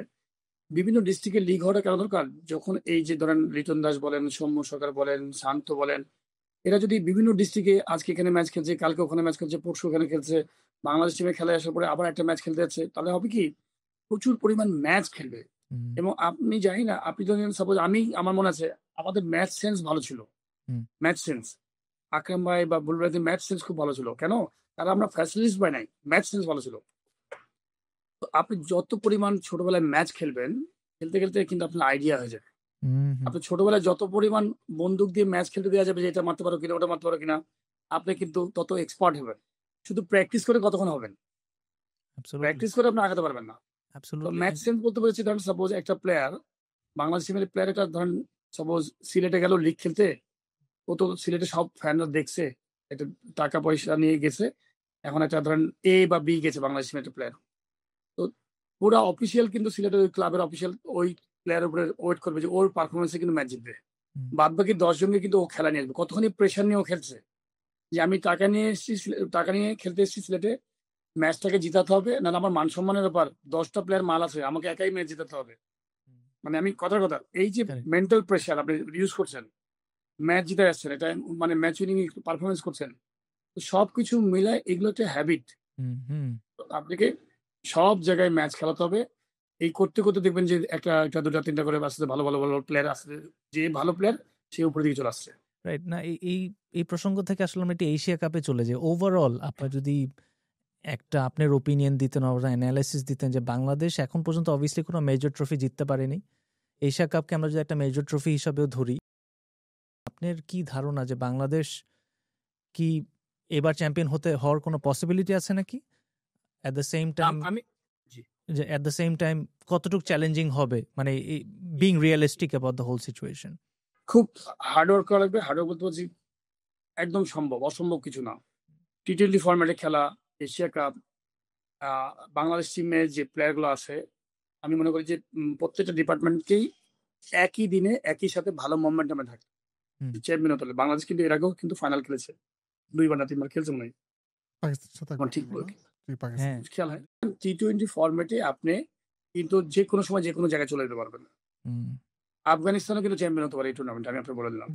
বাংলাদেশে হতে পারে, শ্রীলঙ্কা হতে পারে, ইন্ডিয়া হতে পারে, কিন্তু মোস্ট প্রবাবলি চান্স বেশি হচ্ছে যদি অঙ্ক মিলান কাগজ কলম দিয়ে, ইন্ডিয়ার বেশি চান্স, বিকজ ইন্ডিয়া কাগজ কলমে অনেক স্ট্রং একটা টিম। সেকেন্ড টিম পাকিস্তান, এইভাবে যদি অঙ্ক করেন, যারা খেলাধুলা করে বা অঙ্ক মিলায় তারা এটা বুঝবে। কিন্তু দিন শেষে T20 খেলা, এটা হচ্ছে কাইন্ড অফ ওই যে বললাম না, 4 উইকেট পড়ে গেছে, আপনি ফেসে গেছেন, কিছু করার নাই। 5 উইকেট পড়ে গেছে, আপনি ওই দিনে আটকে গেছেন, তো ওই ম্যাচটা আপনি হেরে যেতে পারেন। 18, 16, 20-এর মধ্যে কোনো পার্থক্য নাই T20 খেলায়। টেস্ট ম্যাচে 16, 20-এর মধ্যে অনেক পার্থক্য। 16, 20 T20 ফরম্যাটে কেউ বলতে পারবে না। কিন্তু আপনি যদি এইখানে যদি যে চ্যাম্পিয়ন হবে, ধরেন সাপোজ ইন্ডিয়া এখানে চ্যাম্পিয়ন হলো না, ইন্ডিয়া 3 নাম্বার হলো, তো ইন্ডিয়াকে কি আপনি বলবেন যে না ভালো টিম না ওয়ার্ল্ড র্যাঙ্কিং এ? না, এটাকে গ্রাফ, আমি মনে করি গ্রাফ দেখবো সবসময়। একটা টুর্নামেন্টে আপনি T20 টুর্নামেন্ট চ্যাম্পিয়ন হতে পারেন, বাট এটা আমরা আশা করি বাংলাদেশ টিম ভালো খেলবে। আমরা চাই যে বাংলাদেশ কিন্তু পরপর 3টা সিরিজ জিতেছে, খুব ভালো একটা সুন্দর একটা ইয়েতে আছে। আই হোপ যে বাংলাদেশ টিম যেন এশিয়া কাপে যেন যে তারা তাদের প্রত্যেকটা সেক্টরে যেন আমাদের প্লেয়াররা ভালো পারফর্ম করে, মানে ব্যাটসম্যান, বোলার, ফিল্ডার, যেন আমরা সমন্বয়ে যেন ম্যাচ জিততে পারি। এবং দুটো একটা ম্যাচ জিতলে পরে আপনার কনফিডেন্স বিল্ড আপ হবে। ইন্ডিয়ার সাথে যদি জিতেন, পাকিস্তানের সাথে যদি জিতেন, আফগানিস্তানের সাথে জিতেন, তো আপনি কনফিডেন্স অনেক কিছু। ম্যাচ জিতলে পরে নিজেরা ইন্ডিভিজুয়াল পারফর্ম করলে তখন কলজা বড় হয়ে যায়, হ্যাঁ হ্যাঁ তো টিমকে অনেক দূর নিয়ে যাওয়া যায়। জি হুম, আই হোপ যে এশিয়া কাপে বাংলাদেশ ভালো করবে, আমি আশা করি। বিকজ যেখানে মিডল ইস্টে খেলা, ওইখানে উইকেট কিন্তু একদম যে সবসময় সব উইকেট যে ফ্ল্যাট থাকে তা না, কিছু কিছু বাংলাদেশ টাইপেরই উইকেট থাকে ওখানে। হুম তো এবং এই জন্য আমি বলি যে ধারাবাহিকতাটা খুব ইম্পর্টেন্ট। একটা প্লেয়ার বিশেষ করে T20 ফরম্যাটে 1 to 4 যারা ব্যাটিং করে তাদেরকে সবচেয়ে ভালো পারফর্ম করতে হবে, বিকজ সবচেয়ে বেশি 120 বল পাচ্ছে। 120 বলের মধ্যে একটা ওপেনার 60 বল পাবে, আরেকটা ওপেনার 60 বল পাবে। আপনি অঙ্ক করেন, 60 বল 60 বল, আপনি 60 বল পেয়েছেন, ও 60 বল পেয়েছে। এই 60 বলের মধ্যে আপনি ম্যাক্সিমাম কতখানি নিজেকে ইউটিলাইজ করবেন, হুম সে কতখানি ইউটিলাইজ করবে। এই 60 বল আমি আউট হয়ে গেলে আরেকজন খেলবে, আর ওদিকে আরেকজন আউট হলে সে আরেকজন খেলবে। জি তো এই অঙ্কগুলোকে আমরা খুব একটা ভালো মতো মিলাতে পারি না। হুম আমি একটা ছোট্ট একটা এক্সাম্পল দিই। Sure. আমরা ক্রিকেট মাঠে মনে করি যে মানে সারা 6 ঘন্টা খেলতে হয়, 6 ঘন্টা খেলা লাগে না। আমি অঙ্কটা মিলাই, আমাকে অনেক আগে আমাকে একজন আমার সিনিয়র খেলোয়াড় বলেছিলেন, আইডিয়া দিয়েছিলেন, এবং আমি অঙ্কটা মিলাইছি এভাবে। কিপিং করি যখন আমি করতাম, খুব বেশি হলে 2 সেকেন্ড আমি কিপিং এ মনোযোগ দিতাম বা সিরিয়াস থাকতাম। তারপরে কিন্তু বাদ বাকি সময় বল ডেড হওয়ার পরে যে বল মুভ করছে, তখন মনে করেন যে পার্টনার সাথে গল্প করছেন, আড্ডা দিচ্ছেন, হুম তো রিল্যাক্স যদি থাকেন তাহলে খেলাটা কিন্তু আপনি কমে গেল। তার মানে 6 বলে 12 সেকেন্ড আপনি খেললেন, হুম অথচ 1 মিনিট হতে 1 ওভার হতে 5 মিনিট লাগে। হ্যাঁ হ্যাঁ জি মানে এভাবে ডিউরেশন ধরা থাকে, 1 ওভারের জন্য 5 মিনিট ডিউরেশন ধরা থাকে, কিন্তু আপনি 5 মিনিট তো খেলছেন না, কারেক্ট খেলছেন তো 12 সেকেন্ড। অঙ্কটাকে সেটাই। ছোট করে দেবে, খেলাকে কত ছোট করা যায়, এবং বাদ বাকি সময়টা রিল্যাক্স, খেলা নিয়ে ভাবেন, গানের পার্টনারের সাথে গল্প করেন, খেলা নিয়ে দুটো কোশ্চেন করেন, ব্রেনটাকে হালকা করে দেন। হুম একটা মানুষ তো 300 রান এমনি করতে পারে না, সে নিশ্চয়ই ওই রিল্যাক্স করে বলে পারে, সুইচ অন সুইচ অফ, হুম যে আমি ব্যাটিং করার সময় ওই বলটার সময় আমি সিরিয়াস, খেলা শেষ, রিল্যাক্স এন্ড পার্টনারের সাথে গল্প করছি। অ্যাবসলিউটলি এশিয়া কাপের পরবর্তী আমরা আরেকটা একটা ডিফারেন্ট অ্যাঙ্গেলে একটা প্রশ্ন আছে আমার আসলে। I call this the dark side of cricket. হ্যাঁ, উসমান খোয়াজা, আমি জানি না আপনি শুনেছেন নাকি, recently mention that he called for an absolute ban in gambling in sports. It's putting the future of the sports and the kids to danger. আমাদের we've seen many players falling for the trap to bookies, getting endorsement from betting related company. How can a player avoid this problem? I guess what steps can BCB also take as a custodian of the game to make sure এই সব জিনিস আমরা avoid করতে পারি as a whole, আমার নিয়ন্ত্রণ মতে করতে দেখেন, পারি? আইন সব জায়গায় একরকম রাখলে আপনি মিলাতে পারবেন না, বিকজ মানুষের সংখ্যা কিন্তু সব জায়গায় একই রকম না। অস্ট্রেলিয়ার মানুষ যেমন আইনকে খুব শ্রদ্ধা করে, বাংলাদেশের মানুষ কিন্তু আইনকে তেমন শ্রদ্ধা করে না। তো বাংলাদেশের এখানে আইনটা হওয়া উচিত খুব কঠিন। এবং অস্ট্রেলিয়াতে যে কালচার আছে স্পোর্টস এর, তারা খুব সুন্দর, হাইলি পেইড, তাদের মানুষ ছোটবেলা থেকে ম্যানার শিখে, সবকিছু বেসিক জিনিসগুলো শিখে। ওখানে 1% বা 1% বা 2% হয়তো মানুষ, হয়তো ধরলাম কথার কথা, যে হয়তো খারাপ চিন্তা করতে পারে বা করে। এখানে কিন্তু বেশিরভাগ মানুষ শর্টকাট খুঁজে, বিকজ আপনি জানেন না যে আপনার ক্যারিয়ার কোথায়। বাংলাদেশের ক্যারিয়ার, বিশেষ করে পাকিস্তান বলেন, কেন এইসব জায়গাতে বেশি হচ্ছে, ইন্ডিয়াতে কেন হচ্ছে। ইন্ডিয়াতেও এস্টাবলিশ হয়ে গেলেও ইন্ডিয়াতে অনেক কমে গেছে কালচারের দিকে। হুম তো কেন বেশি হচ্ছে, বিকজ হচ্ছে আপনি এখানে আহ, আপনার কোনো সিকিউরিটি নাই যে আপনি ইনকাম করবেন কি করবেন না। তো আপনি রিটায়ারমেন্টে চলে যাচ্ছেন, আর হয়তো টাকা পয়সা পাবেন না, চিন্তা হচ্ছে আমি তাহলে একটু এই সাথে জড়িয়ে যাই, আমি 2 টাকা পাওয়ার কথা সেখানে আমি 20 টাকা পাবো। হুম অনেক ইয়াং প্লেয়ার চিন্তা হচ্ছে আমার পারিবারিক অবস্থা ভালো না, আমার অফিসিয়ালের কাছে আমি 10 লাখ টাকা পাবো, অফিসিয়াল বলছে তোমাকে থেকে 10 লাখ টাকা দিব, তোমাকে যদি এই কাজটা করো তাহলে তোমাকে আমি 10 লাখ টাকা তোমার পেমেন্টটা ক্লিয়ার করবো। এই যে এখানে কিন্তু খুব করার সম্ভাবনা, মানে অপরচুনিটি অনেক বেশি এগুলোর জন্য। আমি বলবো যে এর জন্য বাংলাদেশের জন্য আইসিসির যে রুলস আছে, হুম আইন কানুন আছে ম্যাচ ফিক্সিং এর জন্য, সেই আইন কানুনকে বলবৎ রেখেই বাংলাদেশ ডোমেস্টিকের আইন বানানো উচিত। ডোমেস্টিকের আইন বলতে বোঝাচ্ছি আমি, যে ধরেন সাপোজ বাংলাদেশ সরকারের আইন ব্যবস্থাপনার সাথে কথা বলে যে কোনো খেলোয়াড় যদি এর সাথে জড়িত হয়, আজীবন বহিষ্কার, অথবা 5 বছর 7 বছর জেল, অথবা 10 বছর জেল। ওরা একটা চোর চুরি করলে যে জিনিসটা হয়, হুম সেই ধরনের আইন আলাদা ব্যবস্থা করে, বিকজ আইসিসি করেছে ভদ্রলোকের জন্য। হুম আইসিসি করেছে হচ্ছে Indian player, Pakistani player, Bangladesh player, ভদ্রলোকের জন্য করেছে। কিন্তু আপনি যখন রুট লেভেলে খেলাটা যাচ্ছে এবং টিভি ব্রডকাস্ট হচ্ছে, সেখানে তো অনেক রকম আহ, বিভিন্ন রকম আমাদের বিপিএল এর একটা অনেক, আপনি জানেন যে অনেক টিমই নাই নোংরামি করার জন্য, অনেক পিছন থেকে লোক লেগেই আছে কি করে আপনি এই 2 নম্বরই করানোর জন্য। এখানে আপনাকে এমন কঠোর ব্যবস্থা করতে হবে, সাথে আকশো অ্যান্টি কারাপশন ইউনিট। হুম, এই অ্যান্টি কারাপশন ইউনিট আমার কাছে মনে হয় যে এমন ভাবে ঢেলে সাজাতে হবে, হুম, মানে যারা বিভিন্ন এক্সপিরিয়েন্স ডিবিতে, ডিজিএফআই, বিভিন্ন তদন্ত, হুম, হয়তো যারা রিটায়ারমেন্টে চলে গেছেন, এইরকম প্রশিক্ষক মানে আমি নিয়ে আসলাম, মানে বলবো যে মানে কোয়ালিটি লোক, যারা হেভি এক্সপার্ট। বাংলাদেশের নার্ভ দেখলে বুঝতে পারে। আপনি ধরেন আমরা আমাদের নার্ভ দেখলে বুঝতে পারি যে এই লোকটা কেমন টাইপের, এই লোকের সাথে কথা বলে বুঝে যায়। এইরকম ডানে বামে চারিদিকে রাখতে হবে। এই স্পোর্টস থেকে যদি আপনি বাঁচাতে চান, আমি ওনার সাথে খাদের সাথে একমত। হুম, না হলে কিন্তু এটা ধ্বংস হয়ে যাবে। 2 দিন পর দেখবেন যে আর মানুষ তাকাচ্ছে না। কারেক্ট। বিশেষ করে বাংলাদেশে এই অবস্থা হবে। পাল ভাই, আমার প্রশ্ন যেটা সেটা সম্পূর্ণ বিপরীত দৃষ্টিভঙ্গি ইফাজের কোয়েশ্চেনের থেকে। সেটা হলো বিসিবি অথবা যে কোনো ক্রিকেট বোর্ড তাদের কতটুকু ক্ষমতা একটা প্লেয়ারের উপরে, যখন এটা তাদের খেলোয়াড়ের শিপের বাইরে, মানে একটা প্লেয়ারশিপের বাইরে, যখন যেরকম তাসকিনের রিসেন্ট একটা ইস্যু তার বন্ধুকে নিয়ে। এর আগে আমরা দেখেছি সাব্বিরের টিভি একটা অ্যাড করে, অথবা তানজিম সাকিব একটা ফেসবুকে স্ট্যাটাস দিয়ে। এই ক্রিকেটারদের তো পার্সোনাল লাইফও থাকবে, তারা খেলোয়াড় এর বাইরেও তো একটা মানুষ এবং তাদের একটা সামাজিক লাইফ আছে। এখানে বিসিবি অথবা জার্নালিস্টরা, যেটাতে আমাদের রিসেন্টলি তো প্রচুর জার্নালিস্টরা তারা কভার করছে, এই এই জিনিসগুলোতে বিসিবির কতটুক এটাতে ইন্টারফেয়ার করা উচিত, অথবা আমাদের সাংবাদিকরাও কি পরিমাণ রেসপন্সিবল হওয়া উচিত যে একটা বাউন্ডারি বোঝা যে এটা তার পার্সোনাল লাইফ আর এটা তার খেলোয়াড় লাইফ। দেখেন ভাইয়া, সবচেয়ে বড় কথা বলবো যে এটা একদমই পার্সোনাল লাইফ। এটা হচ্ছে প্রফেশনাল লাইফ, মানে জি, আর এটা হচ্ছে পার্সোনাল লাইফ। আমার মনে হয় যে বিসিবি এখানে পার্সোনাল লাইফে সে কি করছে তার পার্সোনাল ব্যাপার। আহ, একটা জিনিস হচ্ছে যে বিসিবি যখন দেখবে, আমার কাছে মনে হয় এটাই হবে, হওয়া উচিত এবং এটা হয়ে আছে, ব্র্যান্ডিং ইমেজকে নষ্ট করছে বাংলাদেশ ক্রিকেট বোর্ডে। যে একটা খেলোয়াড়, ন্যাশনাল টিমের খেলোয়াড়, সে এই সম্পর্কের সাথে জড়িত, তখন কিন্তু আলটিমেটলি বিসিবিরও ইন্টারনাল পানিশমেন্টে যায়, আমি যতদূর জানি। হুম, তাকে হয়তো আস্তে করে সাইড আপ করা হয় বা বিভিন্ন কিছু করা হয়। বাট এই ক্ষেত্রে বিসিবির কোনো সাপোর্ট করা উচিত না এই পক্ষে। ঠিক আছে, আপনি যখন অনিয়ম করবেন, অনিয়ম সব মানুষের জন্য সমান হওয়া উচিত। জি, আইন শৃঙ্খলা, সমস্ত কিছু, দেশের যে আইন ব্যবস্থা আছে সেই আইন ব্যবস্থাকে সবাইকে ফলো, তার পাশে বিসিবি দাঁড়াবে তখনই সে যদি ভালো কাজ করে থাকে, হুম, আমি মনে করি। হুম, খারাপ কাজে, আপনি খারাপ কাজ করেছেন, একটা খুন করেছেন, বিসিবি কেন তাকে বাঁচানোর চেষ্টা করবেন? কারেক্ট, আর কারেক্ট। তো খুনের যে আইন আছে সে মামলাতে বরঞ্চ বিসিবি উল্টা ওকে তাকে বহিষ্কার করে দেওয়া উচিত, যে না, তুমি আমার ব্র্যান্ডিং নষ্ট করছো, তুমি আমার এখানে চাকরি করো, আমার ব্র্যান্ডিং নষ্ট করেছো। আমি তাই মনে করি। কারণ কয়েকদিন আগে আমাকে কয়েকদিন মিডিয়া থেকে ফোন দিয়েছে যে পাইলট ভাই, স্টেডিয়ামের পাশে বড় বড় বিল্ডিং এ জুয়া খেলা হয়, ফিক্সিং এর ইয়ে খেলা বলা হয়। Correct, yes. তো এটা আপনি জানেন হয়তো। তো আমি বললাম যে ভাই, স্টেডিয়ামের বাইরে ওই বিল্ডিং গুলো দেখা যায়। তো বাইরে বিসিবির কি দায়িত্ব? বিসিবি তো কোনো দায়িত্বই নাই ওখানে। বিসিবির দায়িত্ব হচ্ছে ক্রিকেট খেলানো, ক্রিকেট নিয়ে কাজ করা। ওইখানে যে বিল্ডিং এর উপরে ক্যাসিনো বসিয়েছে বা ফিক্সিং হচ্ছে, আইন শৃঙ্খলার দায়িত্ব।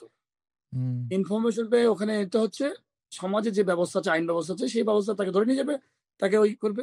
বিসিবির সাথে তো একটা খেলা দেখে মানুষ কি করছে না করছে, বিসিবি কে এখন তার পিছু পিছু ঘুরে বেড়াবে? তা তো অবশ্যই না। হুম, হুম।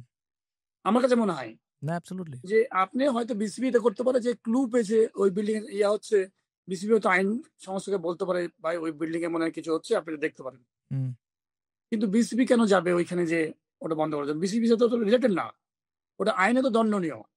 হুম, এই জুয়া টুয়া খেলাতে কিন্তু আইনের হুম, পুলিশ সাহেবরা দেখবেন। হুম। সো আরেকটা হচ্ছে ভাইয়া, পিছন থেকে যারা দায়িত্ব পালন করেন, এগুলা করতে সহায়তা করেন, তাদের জন্য আরো ভয়ঙ্কর পানিশমেন্ট থাকা উচিত, ভয়ঙ্কর পানিশমেন্ট। অ্যাবসলিউটলি। খেলোয়াড় তো ধরেন, একটা খেলোয়াড় একটা গরিব মানুষকে দিয়ে আপনি খুন করাচ্ছেন, আপনি ধরেন অনেক টাকার মালিক, হুম, বললেন যে তুমি এটা খুন করলে তুমি 50,000 টাকা পাবো। আপনি কিন্তু 5,000 কোটি টাকার মালিক, 50,000 টাকা আপনার কোনো গায়ে লাগবে না। হুম, আপনি ওই নিষ্পাপ মানুষটাকে দিয়ে আপনি খুন করে ফেললেন, হুম। কিন্তু বেসিক্যালি প্ল্যানার তো আপনি। কারেক্ট, তো পিছন থেকে যারা করাচ্ছেন তাদের জন্য ভয়ানক শাস্তিমূলক থাকা উচিত। অ্যাবসলিউটলি। পাইলট ভাই, আমরা এখন একটু বিসিবি নির্বাচনে চলে যাই। একটা একটা ফেস্টিভিটি চলছে আমি যতটুকু দেখতে পারছি। There is an excitement which is catching on. And I honestly don't remember the last time this has happened. আমি গত 20 বছরও যদি আমি ট্র্যাক ব্যাক করি এরকম এক্সাইটমেন্ট বিসিবি ইলেকশন নিয়ে আমি দেখিনি। এবং আমরা যতটুকু জানি এখন পর্যন্ত যে 2 জন candidate for the president seat, আগে তো অবশ্যই ডাইরেক্টর হতে হবে, বাট দেন 2 জন ক্যান্ডিডেট আছে ফর দ্য প্রেসিডেন্ট সিট, একজন জাস্ট ফ্রেশ অফ রিটায়ারমেন্ট, একজন with a wealth of experience. What's your opinion on the whole situation? মানে আপনার পুরো বিসিবি নির্বাচন নিয়ে আপনি যদি কোনো মন্তব্য থাকে শেয়ার করুন। না, আগে তো দুজনকে ধরেন ডিরেক্টর হওয়া লাগবে, ফার্স্ট কথা হচ্ছে দুজনকে ডিরেক্টর হওয়া লাগবে। দুজনাই কিন্তু ক্রিকেটিং ব্যাকগ্রাউন্ড যেটা বলেন সেই ব্যাকগ্রাউন্ড তো আসলে মানে কমতি নাই। বুলবুল ভাই অনেক এক্সপিরিয়েন্স একজন লোক, তামিম অনেক এক্সপিরিয়েন্স একজন খেলোয়াড়। আহ, ভালো একটা হয়তো কম্পিটিশন হচ্ছে, বাট আমি মনে করি যে এনারা আসলে আমাদের ক্রিকেটের জন্য খুবই ভালো, বিকজ তাদের অ্যাটলিস্ট প্র্যাকটিক্যাল মাঠের নলেজটা খুব ভালো আছেন। স্পোর্টসকে ডেভেলপমেন্টের জন্য আসবেন দুজনেই, হয়তো কেউ না কেউ হয়তো চেয়ার নেবেন, কেউ হয়তো সাইডে বসে থেকে কাজ করে পাশেই। তো আমি মনে করি যে ক্রিকেটের জন্য ভালো, বাট শুধু একজন রাজা থাকলে হবে না। রাজার সাথে আমার কাছে মনে হয় মন্ত্রীগুলো খুব ইম্পর্টেন্ট। আপনি যদি অন্যান্য ডিপার্টমেন্ট গুলো যদি চালাতে চান, আপনাকে যদি মানে খুব সুন্দর হতে হয়, খুব পরিচয় হতে হয়, সবাইকে মিলে কাজ করতে হয়। ভালো প্রেসিডেন্ট পেলেন কিন্তু ভালো যোগ্য লোক পেলেন না সব জায়গায় টেবিলে, তাহলে কিন্তু ওই সিংহাসনটা চালানো খুব কঠিন হবে। তো দুজনে কিন্তু আমি বলবো যে অনেক ভালো, ম্যাচিওর, এবং দুজনেই কিন্তু যোগ্যতা সম্পন্ন মানুষ, যে যারা কিন্তু বোর্ডকে একটা সুন্দরভাবে দেখাতে পারবে যে না, বাংলাদেশে কিন্তু এটা এই প্রথম আমার কাছে মনে হয় যে দুজন ক্যাপ্টেন, মানে এরা কিন্তু ফারুক ভাই আছেন অন্যভাবে, দুজন ক্যাপ্টেন ইলেকশনে একজন হয়তো প্রেসিডেন্ট হবেন। আমার যেটা দেখেছি দেখতে সুন্দর লাগবে এবং খুবই সুন্দর। বাট সাথে দিন শেষে আমি একটুকুই শুধু বলবো, প্রেসিডেন্ট আমাদের যে হোক না কেন, ইম্পর্টেন্ট হচ্ছে ক্রিকেট যদি ডেভেলপ না করে কোনো কিছু আমাদের লাভ নেই। অ্যাবসলিউটলি। আপনি খুব আপনি ইন্টারেস্টিং একটা যত পয়েন্ট। বড়ই এখানে টেন্ডুলকারকেও নিয়ে আসেন, ব্রায়ান লারাকেও নিয়ে আসেন, দিন শেষে যদি আপনি ওই যে ইস্তেহার বলেন না, আমি বলছিলাম প্রথমে ভাই কারেক্ট। যে একটা ইস্তেহার দিতে হবে যে নেক্সট 4 বছরে আপনি কি করতে চান সবার জন্য, সবার জন্য। আই থিঙ্ক দুইজনই এটা ওনাদের ওয়েতে অনেক বিভিন্ন পডকাস্টে ওনারা বলছে আসলে ওনারা কি করতে চান। আপনি খুব ইন্টারেস্টিং একটা পয়েন্ট বলেছেন যে প্রেসিডেন্ট যেই হোক তার সাপোর্ট সিস্টেমটা তো থাকতে হবে। মানে 25 জন ডিরেক্টর আছে, 25টা তো আমার ক্রিকেট প্লেয়ার হয়তো লাগবে না। একজন বিজনেস দেখবে, একজন মার্কেটিং দেখবে, একজন সিকিউরিটি দেখবে, একজন গ্রাউন্ডস দেখবে। তো বিভিন্ন levels of people, capable people যদি একটা টিম হিসাবে কাজ করতে পারে, I think BCB as a nation, as a cricketing nation, আমরা অনেক বেনিফিট করব। এরই সাথে পালবা একটা জিনিস আমি একটু জিজ্ঞেস করতে চাই আপনাকে, কোয়াব নিয়ে রিসেন্টলি ইলেকশন হয়েছে। আগে একটু বলবো, শুধু অ্যাড করি, একটু অ্যাড করবো। জি জি অবশ্যই। এটা হচ্ছে যে আপনার টিমে যদি সবগুলো যদি ক্রিস গেল হয়, আপনি ম্যাচ জিতবেন না। তো ম্যাচ জিততে হলে কিন্তু আপনার ভালো কোচ লাগবে, ট্রেনার লাগবে, সাথে প্রত্যেকটা ডিপার্টমেন্টের ভালো বোলার, ব্যাটসম্যান, অলরাউন্ডার সবকিছু লাগবে। এটা টিম গেম, ম্যাচ জিততে হলে। তো একটা ক্রিজ গেলে একটা ম্যাচ জিতাই, ভালো টিম অনেক ম্যাচ জিতে। আমি বুঝতে পারছি, একটা ভালো প্লেয়ার একটা ম্যাচ জিতায়। হ্যাঁ, যখন একটা ভালো টিম থাকে তখন অনেক ম্যাচ জেতার সম্ভাবনা থাকে। তো ভালো টিম বানাতে হলে শুধু প্রেসিডেন্ট না, সাথে ওই পুরো ডিপার্টমেন্টকে ভালো হতে হয়। সরি ভাইয়া, না অ্যাবসলিউটলি।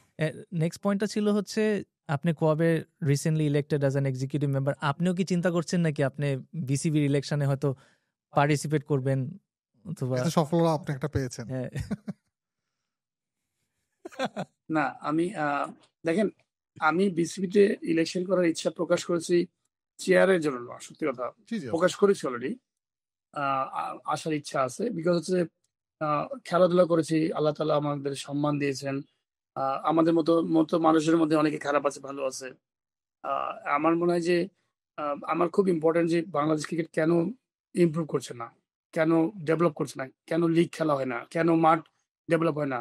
10 বছর আগে কেন ফতুল্লা মাঠ চালু মাঠ, খুলনা মাঠ চালু মাঠ, বগুড়া মাঠ চালু মাঠ, এই মাঠগুলো স্তব্ধ হয়ে গেছে, একদম পুরো খেলাই হয় না, কেন হবে? তো 10 বছর পর তো আরো 10টা মাঠ ডেভেলপ করে যাওয়া উচিত ছিল। তো আমি যদি এখানে যদি না আসতে আগ্রহ প্রকাশ করি, আপনি দুদিন পর বলবেন যে এই প্লেয়ারটা খেলাধুলা করে নিজে খেলে নিজে আর্ন করে নিজে সরে গেছে। আমি কিন্তু আমার ইয়াংদেরকে কিছু দিলামই না, আমার ইয়াং জেনারেশন যারা আছে, আমার ছোট ভাই বা ছেলের মতো যারা আছে, তাদের জন্য আমি কোনো কিছু করলাম না। তো এটা আমার কাছে, আমি তার স্কুল বানাতে পারবো না, আমি কলেজ বানাতে পারবো না, ইউনিভার্সিটি বানাতে পারবো না, বাট আমি এই আইডিয়াটা দিতে পারবো। বিকজ আমি এই সেক্টরে আমি কাজ করে আসছি অনেকদিন, হুম, মানে খেলাধুলা করেছি, দেশ বিদেশে দেখেছি, মাঠঘাট দেখেছি। এই সেক্টরকে আমি হয়তো হেল্প করতে পারবো। আমার কাছে চেয়ারটা ইম্পর্টেন্ট না, আমার ইম্পর্টেন্ট হচ্ছে, এই জন্যই আমি ইচ্ছা প্রকাশ করেছি বা করি, যদি সুন্দর পরিবেশ থাকে, যদি দেখি যে না অবশ্যই খুবই সুন্দর, তাহলে অবশ্যই আসার চেষ্টা করবো। এবং ইচ্ছাও আছে যে আপনি ধরেন ইন্ডিভিজুয়াল পাইলট একা একা যতটুকু করতে পারবে, বোর্ডে গেলে তার 100 গুণ বেশি করতে পারবে। correct. বিকজ হচ্ছে আপনি যখন কেন্দ্রে যাবেন, গোটা বাংলাদেশ নিয়ে ভাববেন।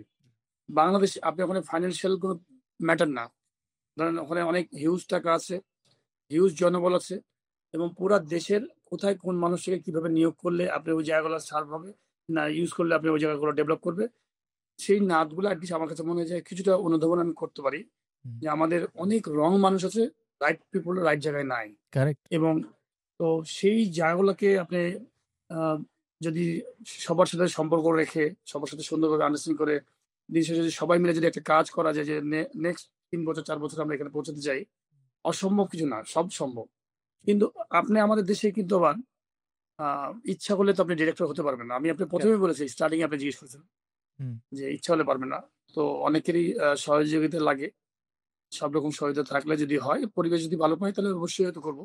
জি। না, we তো wish you all the best. We wish you all the best. না, না, জি। আপনার মতো যোগ্য মানুষের আসা উচিত। এবং পরিবর্তন আমরা হুম, দেখছি, পরিবর্তন তো জোড়ার পরে প্রচুর পরিবর্তন, এবং পরিবর্তনটা যাতে পজিটিভ হয়, আমাদের নেগেটিভ পজিটিভ মিলায় পরিবর্তন আমরা আশা করি সবসময় পজিটিভ, এবং ইনশাল্লাহ যে পজিটিভ পরিবর্তনই।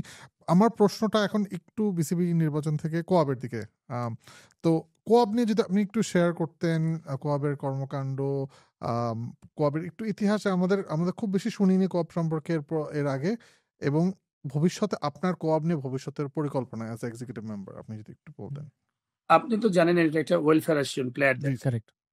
এবং সবাই মোটামুটি জানে এর শর্ট হচ্ছে কোআপ কথাটা। হুম, আহ, দীর্ঘদিন আমরা যখন প্লেইং লাইফে ছিলাম, আমরা যখন 19 বছর 20 বছর তখন খেলি, ধরে আমি বলছি আরো 30 বছর আগের কথা বলছি, হুম, 31 বছর, তখন থেকে আমরা কিন্তু এই কোআপের স্টার্টিং শুরু হয়। হুম, সামহাও আমরা কোআপটা কখনোই কিন্তু রেডি করতে পারিনি, বাট বিগত 15-16 বছর ধরে কোআপ একদম প্রাতিষ্ঠানিকভাবে রূপ নেয়। কিন্তু সেখানে কিন্তু কেউ কোনো ইলেকশন হতো না, 2-3 জনের হাতে জিম্মি ছিল, মানে কেউ আসলে সময় দিত না। আমি ধরেন, আপনি খেলাধুলা যে করেন, শান্ত, মিরাজ এরা খেলাধুলা করে, তো এদের তো আর সময় নাই, কখন কোঅপ দেখবে? correct. মানে এই ধরেন এরা তো ন্যাশনাল টিমে খেলে বেড়াচ্ছে, ফার্স্ট ক্লাস খেলে বেড়াচ্ছে, এটা তো সময় নেই, কখন দেখবে? তো কিছু মানুষ এটাকে নিজেদের হাতে বানা রাখছিল, এর ফ্যাসিলিটিস গুলো যেগুলো, বেনিফিট গুলো যেগুলো আছে, তারা এগুলো নিচ্ছিল। এবং কারা কারা মেম্বার, গঠনতন্ত্রে কি কি আছে, ব্যাংকে কি টাকা আছে, টাকা কিভাবে আসে, কিভাবে খরচ হয়, কেউ কিছু জানে না, কোনো খেলোয়াড় যায় না। ধরেন আমি একজন বাংলাদেশ টিমের ক্যাপ্টেন, আমি নিজেও যাই না। বাসার সুমনকে জিজ্ঞেস করেন, সেও জানে না। আপনি ধরেন মুশফিককে বলেন, জানে না। তামিমকে বলেন, জানে না, কেউই জানে না। এই কোয়াবের এই নামটা, খেলোয়াড়দের নামে যে একটা প্লেয়ারেশন আছে, তাহলে এটা কে চালাচ্ছে, কিভাবে চলছে, এটা তো জানতে আপনার তো রাইটস আছে জানা। জি, আমি এইটাই কিন্তু রিসেন্টলি আমাদের খেলোয়াড়রা, ন্যাশনাল টিমে যারা রিসেন্ট খেলোয়াড়, তারা সবাই মিলে এক হয়ে এটাকে ওইখান থেকে উদ্ধার করেছে। সিনিয়র প্লেয়ার, বেশ কিছু সিনিয়র প্লেয়ার আছেন, তারাও এটা বেশি খুব ভালো সহায়তা করেছে। সবাই হুম, সবাই মিলে আলটিমেটলি এটাকে কারেকশন করতে সহায়তা করেছে, যে না, নতুন করে কোঅপকে গঠন করতে হবে, এবং ইলেকশন হবে। ইলেকশনের পরে পরবর্তীতে হবে, এটাকে আপনি ধরেন সাপোজ যে কোঅপ থেকে কত কত কাজ করা যায়।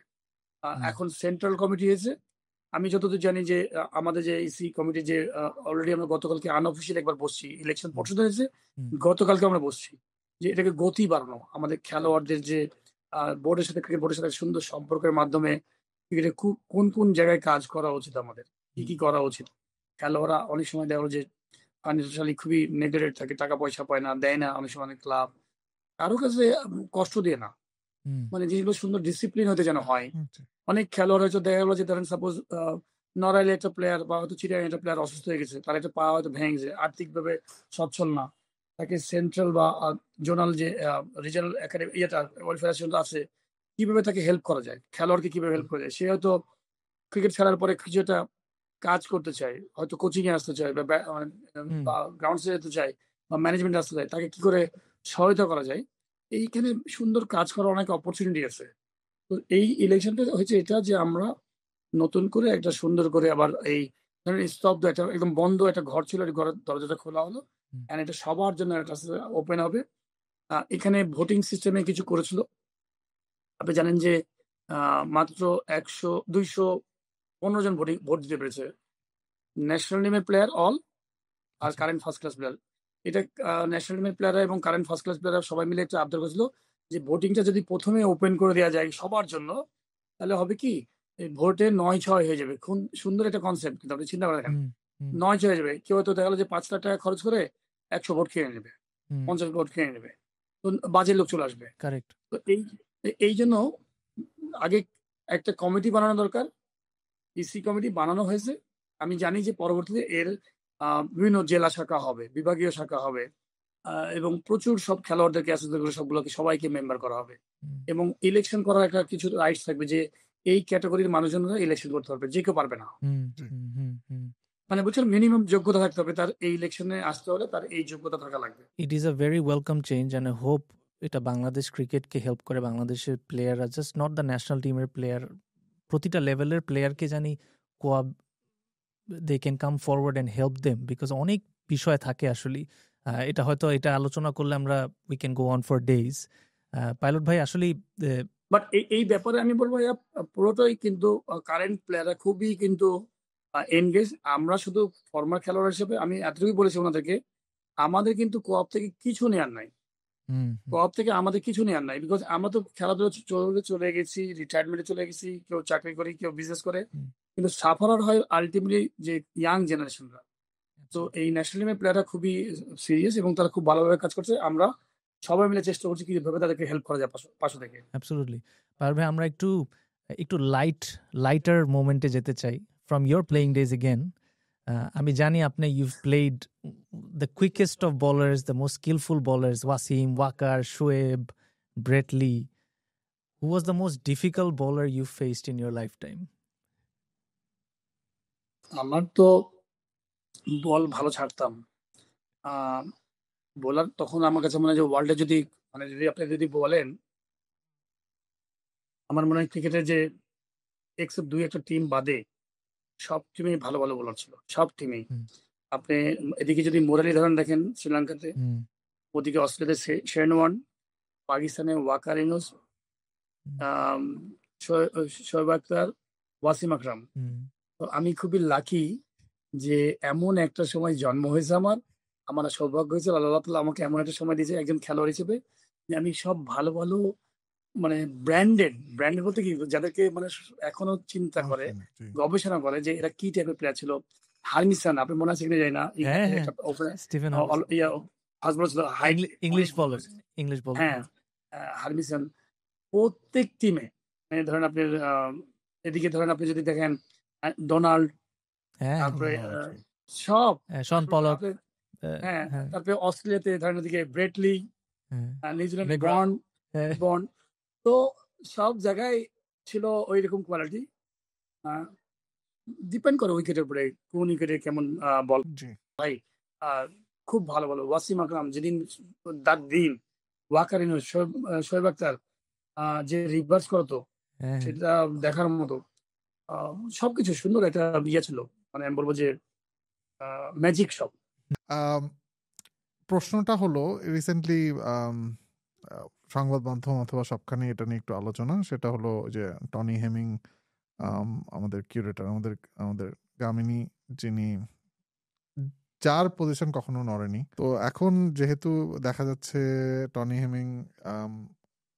হেমিংকে নিয়ে আলোচনা হচ্ছে, আপনি যেহেতু মিরপুরে অনেক খেলেছেন, আপনার যতটুকু ধারণা, আপনার কি মনে হয় মিরপুরের এই পিচগুলোকে পরিবর্তন করা সম্ভব? ভাইয়া প্রথমে বলবো যে থিয়েটারে আমি কাজ করি নাই, বাট এক্সপিরিয়েন্স আছে, মানে প্র্যাকটিক্যাল এক্সপিরিয়েন্স আছে। পড়ালেখা করে থিয়েটারে আমি কাজ করি নাই, কোনো সার্টিফিকেট নাই, কিন্তু আমার হাত দিয়ে একদম ফিজিক্যালি রাজশাহীতে আমি প্রায় নাহলে 14-15টা টার্ফ বানিয়েছি। যেটা আমার নিজের তত্ত্বাবধানে আমি কোথা থেকে মাটি পিক করেছি, হুম কিভাবে হবে না হবে। তো আলহামদুলিল্লাহ খুব উইকেট ভালো। বাট আমি মনে করি বাংলাদেশ ক্রিকেট বোর্ডের নিজস্ব আত্মবিশ্বাস নাই। নিজের উপরেই আত্মবিশ্বাস নাই। নিজের দেশের মানুষের সম্পর্কে। আ আপনি যদি বগুড়ায় খেলতে যান, হুম বগুড়ায় একটা টি-টোয়েন্টি খেলেন, যদি 200 রান না হয়েছে, বাট কোয়ালিটি প্লেয়ার থাকতে হবে। চার 200 দুশো রান করার মতো 200 আপনি একটা মাঠে খেলছেন, ব্যাটসম্যানেরও হতে হবে কোয়ালিটি, বোলারও হতে হবে কোয়ালিটি, তাহলে না রান হবে। জি জি আর ব্যাটসম্যানের মান আছে ধরেন 6 মারার মতো, ছক্কা মারার মতো শক্তি নাই। ওখানে তো 200 হবে না। আল্টিমেটলি ওখানে 130, 40, 85 হবে। হুম তো কোয়ালিটি যদি খেলা হয় বগুড়াতে, হুম রাজশাহীতে যে উইকেট আছে আমার দেখা, আমি যখন খেলেছি 10-12 বছর, 15 বছর আগে থেকে যে খেলাগুলো খেলছি, বাংলাদেশের বেস্ট উইকেট।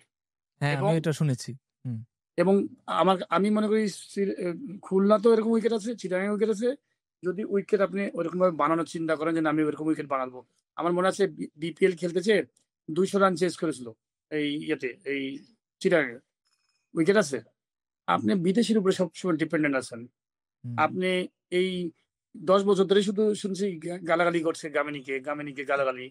তো গামিন আছে, চলছে এই ট্রেন্ড। জি এটা মানে গামিনীর তো এখানে কোনো দোষ নাই আসলে গামিনীকে কে রেখেছে এটা এটা নিয়ে আসলে অনেক শস্যের মধ্যে হ্যাঁ, এখন যাই হোক আমাকে তো এই জন্য অনেক মানুষ অপছন্দ করে, গালাগালি করে, বা অপছন্দ মানে না আমি না সোজা আপনাকে কথা বলে। অপছন্দ করে হয়তো আপনার বিদেশি মানুষ বোর্ডের আনলে জন্য না, আপনার আমরা লাভ কিন্তু থাকে। আপনাকে ভালোবাসি। না না আপনি এটা কিন্তু জেনে রাখেন, জনতা আপনাকে ভালোবাসে, হয়তো আপনি বিদেশি মানুষ আনলে আপনার অনেক বেশি লাভ থাকে, জি জি ব্যক্তির লাভ বুঝছি। থাকে, হুম ক্রিকেট বোর্ডের লাভ থাকে না। আমি বুঝাতে পারছি ভাইয়া? জি জি আমরা absolutely। আমরা তো বুঝি। হ্যাঁ, আমরা ব্যক্তির লাভ থাকে, ক্রিকেট বোর্ডের লাভ থাকে না। জি জি তো যত বেশি আপনি সাজা রাখবেন, আপনি ড্রয়িং রুমের মধ্যে হাতি নিয়ে এসে রেখে দিয়েছেন। ড্রয়িং রুমে তো হাতি রেখে তো লাভ নাই ভাই আপনার। জি ড্রয়িং রুমে জিনিস রাখেন। জি না তো পারুল আপনি আমার কাছে মনে হয় যে ক্রিয়েটর গুলা বিভিন্ন শহরে আছে যারা কাজ করছে, বগুড়া, রাজশাহী, খুলনা, এই ক্রিয়েটরদেরকে দিয়ে দেখান না একটু যে এটা ঠিক করা যায় কিনা। আমি তো আপনাকে চ্যালেঞ্জ দিয়ে বললাম যে এই মিরপুরের মাঠে শুধু 8টা উইকেট আছে, 3টা মাটি উঠায় দিয়ে ওই বগুড়ার মাটি বা আপনার ওই যে রাজশাহী মাটিটা নিয়ে এসে দেন, দেখেন উইকেট চেঞ্জ হয় কিনা। প্রথমে আমি যদি ভুল হয়ে আমাকে ক্ষমা করবেন আমি ভুল হয়ে থাকলে আমি মনে হয় ইনিশিয়ালি সাউথ আফ্রিকা থেকে মাটি আনা হয়েছিল মিরপুর অনেক কিছু করা হবে, বিকজ আমি প্রথমে বলেছি আমি কিন্তু কোনো ব্যক্তি যেসব ব্যক্তির গায়ে লাগবে তাদের লাগবে ভাই। হ্যাঁ হ্যাঁ জি সেটা আপনার কোন জায়গায় আপনি কোন জায়গায় লোক নিয়ে আসবেন যে জায়গায় আপনি পারদর্শী না, হুম, যে জায়গায় আপনি জানেন না, একটা লোককে নিয়ে আসবেন, ওই লোকের মাধ্যমে যেন আরো 10টা লোক আমরা শিখে যাই। আইপিএল এ কি করে, আইপিএল এ দেখবেন যত ফ্রাঞ্চাইজি টিম গুলো আছে, সব ফ্রাঞ্চাইজি টিমে একটাতে সাঙ্গাকারা কোচ, একটাতে হচ্ছে দেখা গেলো যে জয়াবর্ধনে, একটাতে হুম, স্টিভেন ফ্লেমিং, একটাতে রিকি পন্টিং, সব দিয়েছি বিদেশি কোচ। হুম, আর সাথে ওদের লোকাল যত কোচ আছে যারা ন্যাশনাল টিমে খেলছে অথবা ফার্স্ট ক্লাস খেলছে, ওদেরকে 4টা 5টা করে প্রত্যেকটা কোচের আন্ডারে রেখে দিয়েছে। কেন রেখেছে?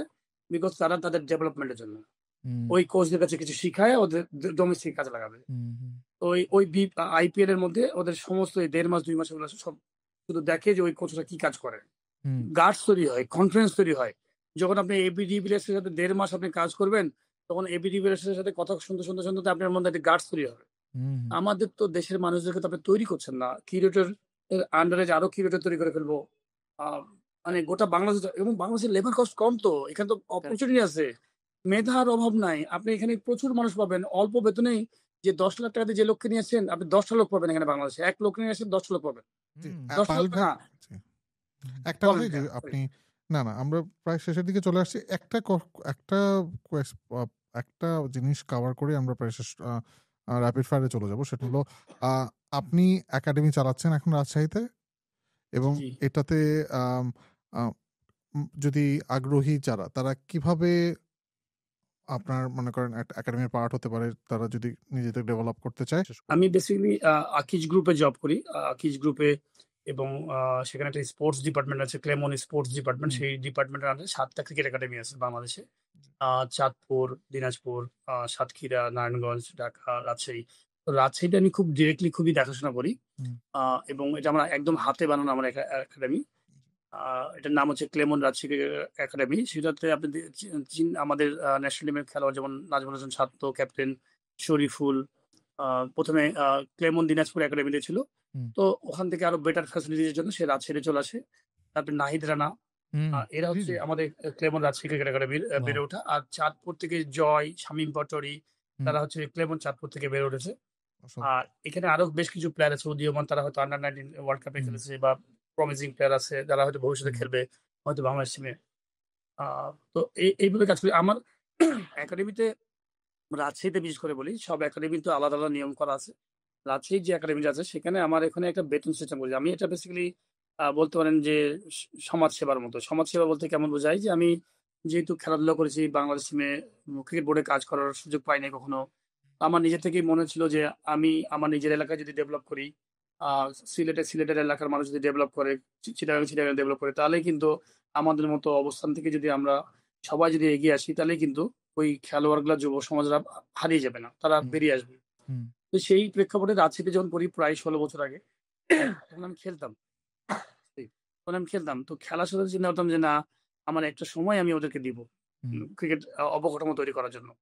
তো ওখানে কোচ আছে। আমাদের মান্থলি বেতন হচ্ছে একটা প্লেয়ারের জন্য ৳১,০০০। আপনার অস্ট্রেলিয়ানদের জন্য অনেক কম। না, না। বাংলাদেশ টাকায় এগুলোর ৳১,০০০ অর্থনীতিটা আলাদা। বের হয়ে হুম, শুনলে আপনি একটু অবাক হবেন। এটা ১ম এ ছিল, ১ম এ আরো ১০-১২ বছর আগে ছিল ৳১৫০ ছিল আন্ডার 14, ৳২০০ ছিল আন্ডার 16 এবং ৳২৫০ ছিল হচ্ছে 18। এটা ছিল যে আমরা টাকা নিব না, জাস্ট নাম কষে নিব, সেবামূলক কাজ করব। পরবর্তীতে আমার ভাগনা ওখানে প্র্যাকটিস শুরু করে।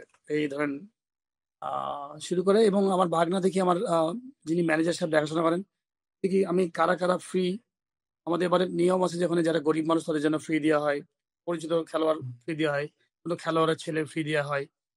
আ তো দেখলাম যে আমার ভাগনার সে বেতন নেয়নি ৩ মাস ধরে। তো আমি ম্যানেজারকে বললাম যে, "কেন নেননি?" তো বলছে যে, "আপনার ভাগনার কি করে নেই?" তখন আমি বললাম যে, "সামনের মাস থেকে ৳৫০০ করে বেতন সবার।" কেন করেছি জানেন? হুম, যে আমার ভাগনা কোথাও একটা কোনো ক্যাফেতে বা লাউঞ্জে খেতে গেলে ৳১,০০০, ৳১,৫০০, ৳২,০০০ খেয়ে ফেলে হুম, হুম, বন্ধু-বান্ধব নিয়ে। আপনি মাত্র আ টাকাও দিবেন না, প্র্যাকটিস করবেন, বলও ব্যবহার করবেন, কোচকে ব্যবহার করবেন, সবাইকে করবেন ফ্রি। তো কত বড়লোক মানুষ আছে আমাদের সমাজে জি, যাদের হয়তো ৳৫০০ কোনো গায়ে লাগবে না। জি। হুম, কিন্তু দেখা গেল যে ওই টাকার কিছু অর্থ দিয়ে তো গরিব মানুষটাকে আমি মানুষ করতে পারবো। অবশ্যই। Absolutely, absolutely. মানে বুঝতে পারছি? মানে একজন দিবে, সেও প্র্যাকটিস করবে, বড়লোকের সম্ভাবনা আছে। কারণ আমরা বিভিন্ন জায়গায় দান করি না? যে বিভিন্ন জায়গায় আমরা দান করি যে ঠিক আছে। তো আমার এটাকে ধরেছি যে আ বড়লোক মানুষ যারা তার ছেলেরা আসবে, তারা প্লেয়ার হওয়ার জন্য আসবে। সবাই তো আর প্লেয়ার হবে না, হবে। কিন্তু তার একটু কিছু দেবা, ভীষণ জি। ওই দেবাটা আমি গরিব মানুষ যারা আছে, গরিব বাচ্চা যারা আছে, এখানে অনেক মানুষ থাকে যারা নাইট গার্ড। তার ছেলে হয়তো প্র্যাকটিস করতে আসছে। হুম, আ তার হয়তো কেউ আছে অটো চালায়, হুম, তার ছেলে হয়তো আসছে। তো দেখা যাচ্ছে যে বাচ্চাগুলো আছে তার মধ্যে অনেকেই আছে 25-30% আছে আমি চুপে, চুপে ফ্রি করি। ওপেন করতে পারি না। হুম, বিকজ আপনি জানেন তো বাঙালি মানুষ আলকাতরা দিলে আলকাতরা খায়। হুম, তো এটা স্বাভাবিক। আমাদের তো অভ্যাস। শুধু ব্যাকগ্রাউন্ড নিই। আমার কোচরা আমাকে ইনফরমেশন দেয়, হুম, "পারুল ভাই এই ছেলেটার বাবা অনেক সময় আমি যখন ফিজিক্যালি যখন বসি, তখন গার্ডিয়ানের সাথে আলাপ করি। আ তো গার্ডিয়ানরা তখন যখন বলে, যারা দারিদ্র্য সীমার নিচে যারা থাকে তারা হয়তো বলে যে, "আমার আমি জিজ্ঞেস করি যে, "আপনার কি করে হাসব্যান্ড?" বলে যে, নাইট গার্ড।" হুম, তখন আমি এরকম কেস আমি বলি আপনাকে, "নাইট গার্ড।" আমি বলছি, "ছেলে তো দেখি হেভি প্র্যাকটিস করছে, আপনি খুব নেশা ছেলের। তো আপনি কি দিতে চান?" বলছে, আমার তো আসলে আ পরে আমি ৳১,০০০ করেছি বেতনটা আরো বাড়াই। বিকজ বড় লোকদের কাছ থেকে আমার নেয়ার ইচ্ছা। হুম, যে যারা আর্থিকভাবে সচ্ছল হুম, তারা দিবে। আর এই গরিবদেরকে আমি ফ্রি করাতে হুম, চাই। কনসেপ্ট হচ্ছে এরকম। আম তো তারপরে হচ্ছে যে, বলল যে, "আপনি একটু কমায় দিলে ভালো হয়।" আমি বলছি, "কি দিতে পারবেন?" তো বলছে উনি ৳১,০০০ বেতন, উনি বলছে যে ৳৫০০।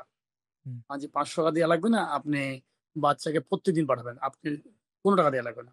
রাইট। আর আপনি ছেলেকে প্রত্যেকদিন পাঠাবেন এখানে। ফ্যান্টাস্টিক, আপনার জন্য ফ্যান্টাস্টিক, আমাদের একাডেমি থাকবে কিন্তু কাউকে বলতে পারবেন না। তো ফ্যান্টাস্টিক। এইভাবে যেমন অটোওয়ালা একজন একটু দূরে প্রায় ২০ কিলো দূর থেকে আসে। হুম, তার ওয়াইফকে নিয়ে আসে এবং তার বাচ্চা এসে ঢুকায় দেয় প্র্যাকটিসে। আমাকে সুযোগ পেয়েছে, আমাকে বলছে যে, "ভাইয়া স্যার এরকম ব্যাপার। আমার বাচ্চা ওইখান থেকে প্রায় অনেক দূর থেকে আসে। কাশিয়াডাঙ্গা নামে একটা জায়গা। এরকম ব্যাপার আপনি কিছু আমাকে একটু কমানো যায় কিনা?" আমি যে, "কি করেন আপনার হাসব্যান্ড?" বলছে, "আমি হাউস ওয়াইফ।" তো বলার পরে আমি বললাম যে, আপনি কি দিতে চান?" উনি নিজে থেকে বলছে ৳৩০০। তো আমি বললাম যে, "না ৳৩০০ আপনি একটা কাজ করেন, আপনি এসে এখানে বসবেন না। আপনি আসা লাগবে না। আপনার হাসব্যান্ডকে বলবেন শুধু নামায় দিয়ে চলে যাবে। আমি কোচকে দেখা দিচ্ছি এই কোচের দায়িত্ব হবে আপনার ছেলে আপনি ওনার কাছে নিয়ে যাবে প্রত্যেকদিন আপনি আসবেন আর আপনি আসা লাগবে না। তো আপনাকে কোনোদিন টাকা দেওয়া লাগবে না, আপনার ছেলে এখানে রাখেন প্র্যাকটিস করবে, ওর যতদিন মন চায় এখানে প্র্যাকটিস। এইটা হচ্ছে ধরেন আমরা তো আর বলতে পারবো না, বলা উচিত না। হ্যাঁ, যত বেশি বলবেন যে হয়তো আমি প্রচার করছি নিজেকে, হুম, নিজেকে হয়তো আমার এই করছি। আমাদের দুনিয়াটা তো খারাপ, আপনি ভালো কিছু করবেন বলবে যে নিশ্চয়ই মনে হয় ইলেকশন করবে হ্যাঁ, বা নিশ্চয়ই হয়তো দল করবে। তো দরকার কি রে বাবা, তাই না কি না? না ফ্যান্টাস্টিক, আমি জানি আমার ভীষণটা কি, আমি আমার কাজ করে যাচ্ছি। জি। তো অ্যাবসলিউটলি, যেহেতু ক্রিকেট বোর্ডে আমি বড় আকারে করতে পারছি না, আমার নিজের আকারে আমি নিজে করে যাই। না ফ্যান্টাস্টিক, জি, থ্যাংক ইউ পারুল পাইলট ভাই, ভাই। আপনি এটা যেটা শেয়ার করলেন, এই জন্যই মানুষ আপনাকে ভালোবাসে, এটাই আমি বলতে চাই। এই জন্যই, এবং আপনার Thank you, thank you, আপনার thank you. আপনার আপনি বলেছিলেন না যে আপনাকে অপছন্দ করে, আপনাকে অপছন্দ করে যাদের আপনি মানে যারা অপকর্মে জড়িত, তারাই আপনাকে অপছন্দ করে। এবং আপনার মতো একজনকে পেয়ে আমরা আসলেই আমাদের আমাদের ভাগ্য যে আপনার মতো আমরা একজন পেয়েছি, যারা লেজেন্ড। আমরা আপনাকেই তো লেজেন্ড মানি আপনার। এবং আমরা এখন শেষ করে দেওয়ার কাছাকাছি। হ্যাঁ, আমরা একটু মজার সেশন, একটু মজার র্যাপিড ফায়ার, আমরা 5টা কোয়েশ্চেন রাখছি র্যাপিড ফায়ারে, কঠিন ভেরি হবে না কুইকলি কিন্তু। অ্যান্সার। হ্যাঁ, best captain of Bangladesh cricket team till now. এই কঠিন এটা দিলাম। এইগুলা আমি একজন প্লেয়ার, আমি অনেকের আন্ডারে খেলছি। আমাকে কিন্তু সবাই আমার কাছে সবাই সমান বাবা। আমি কিছু করতে পারবো না। আচ্ছা fine, wicket keeping or batting? এই তোমাকে যদি বলা হয় তোমার আব্বু ভালো না তোমার আম্মু ভালো, তুমি কি করবে? কোনটা এনজয় করেন? Enjoy wicket keeping or bat? Both. Okay fine, Sachin or Kohli? Batting বেশি এনজয় করি, ব্যাটিং বেশি এনজয় ব্যাটিং করি। বেশি। জি, আমি জানতাম কিছু একটা তো হবে। ওই সময় তো কিপিং এনজয় করতাম, এখন ব্যাটিং এনজয় করি। সচিন অর কোহলি?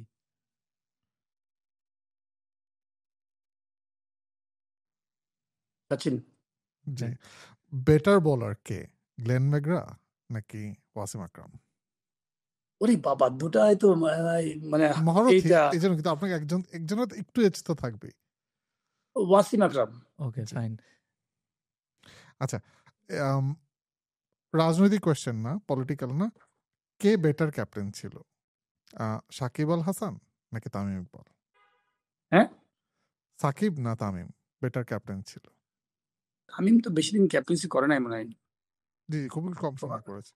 হ্যাঁ, বাট এটা কম্পেয়ার করা খুব কঠিন, বিকজ হচ্ছে যে আহ, আমি দুজনের আন্ডারে হয়ে খেলিনি। আর বড়টা খুবই কঠিন হবে। দুজনে ভালো প্লেয়ার।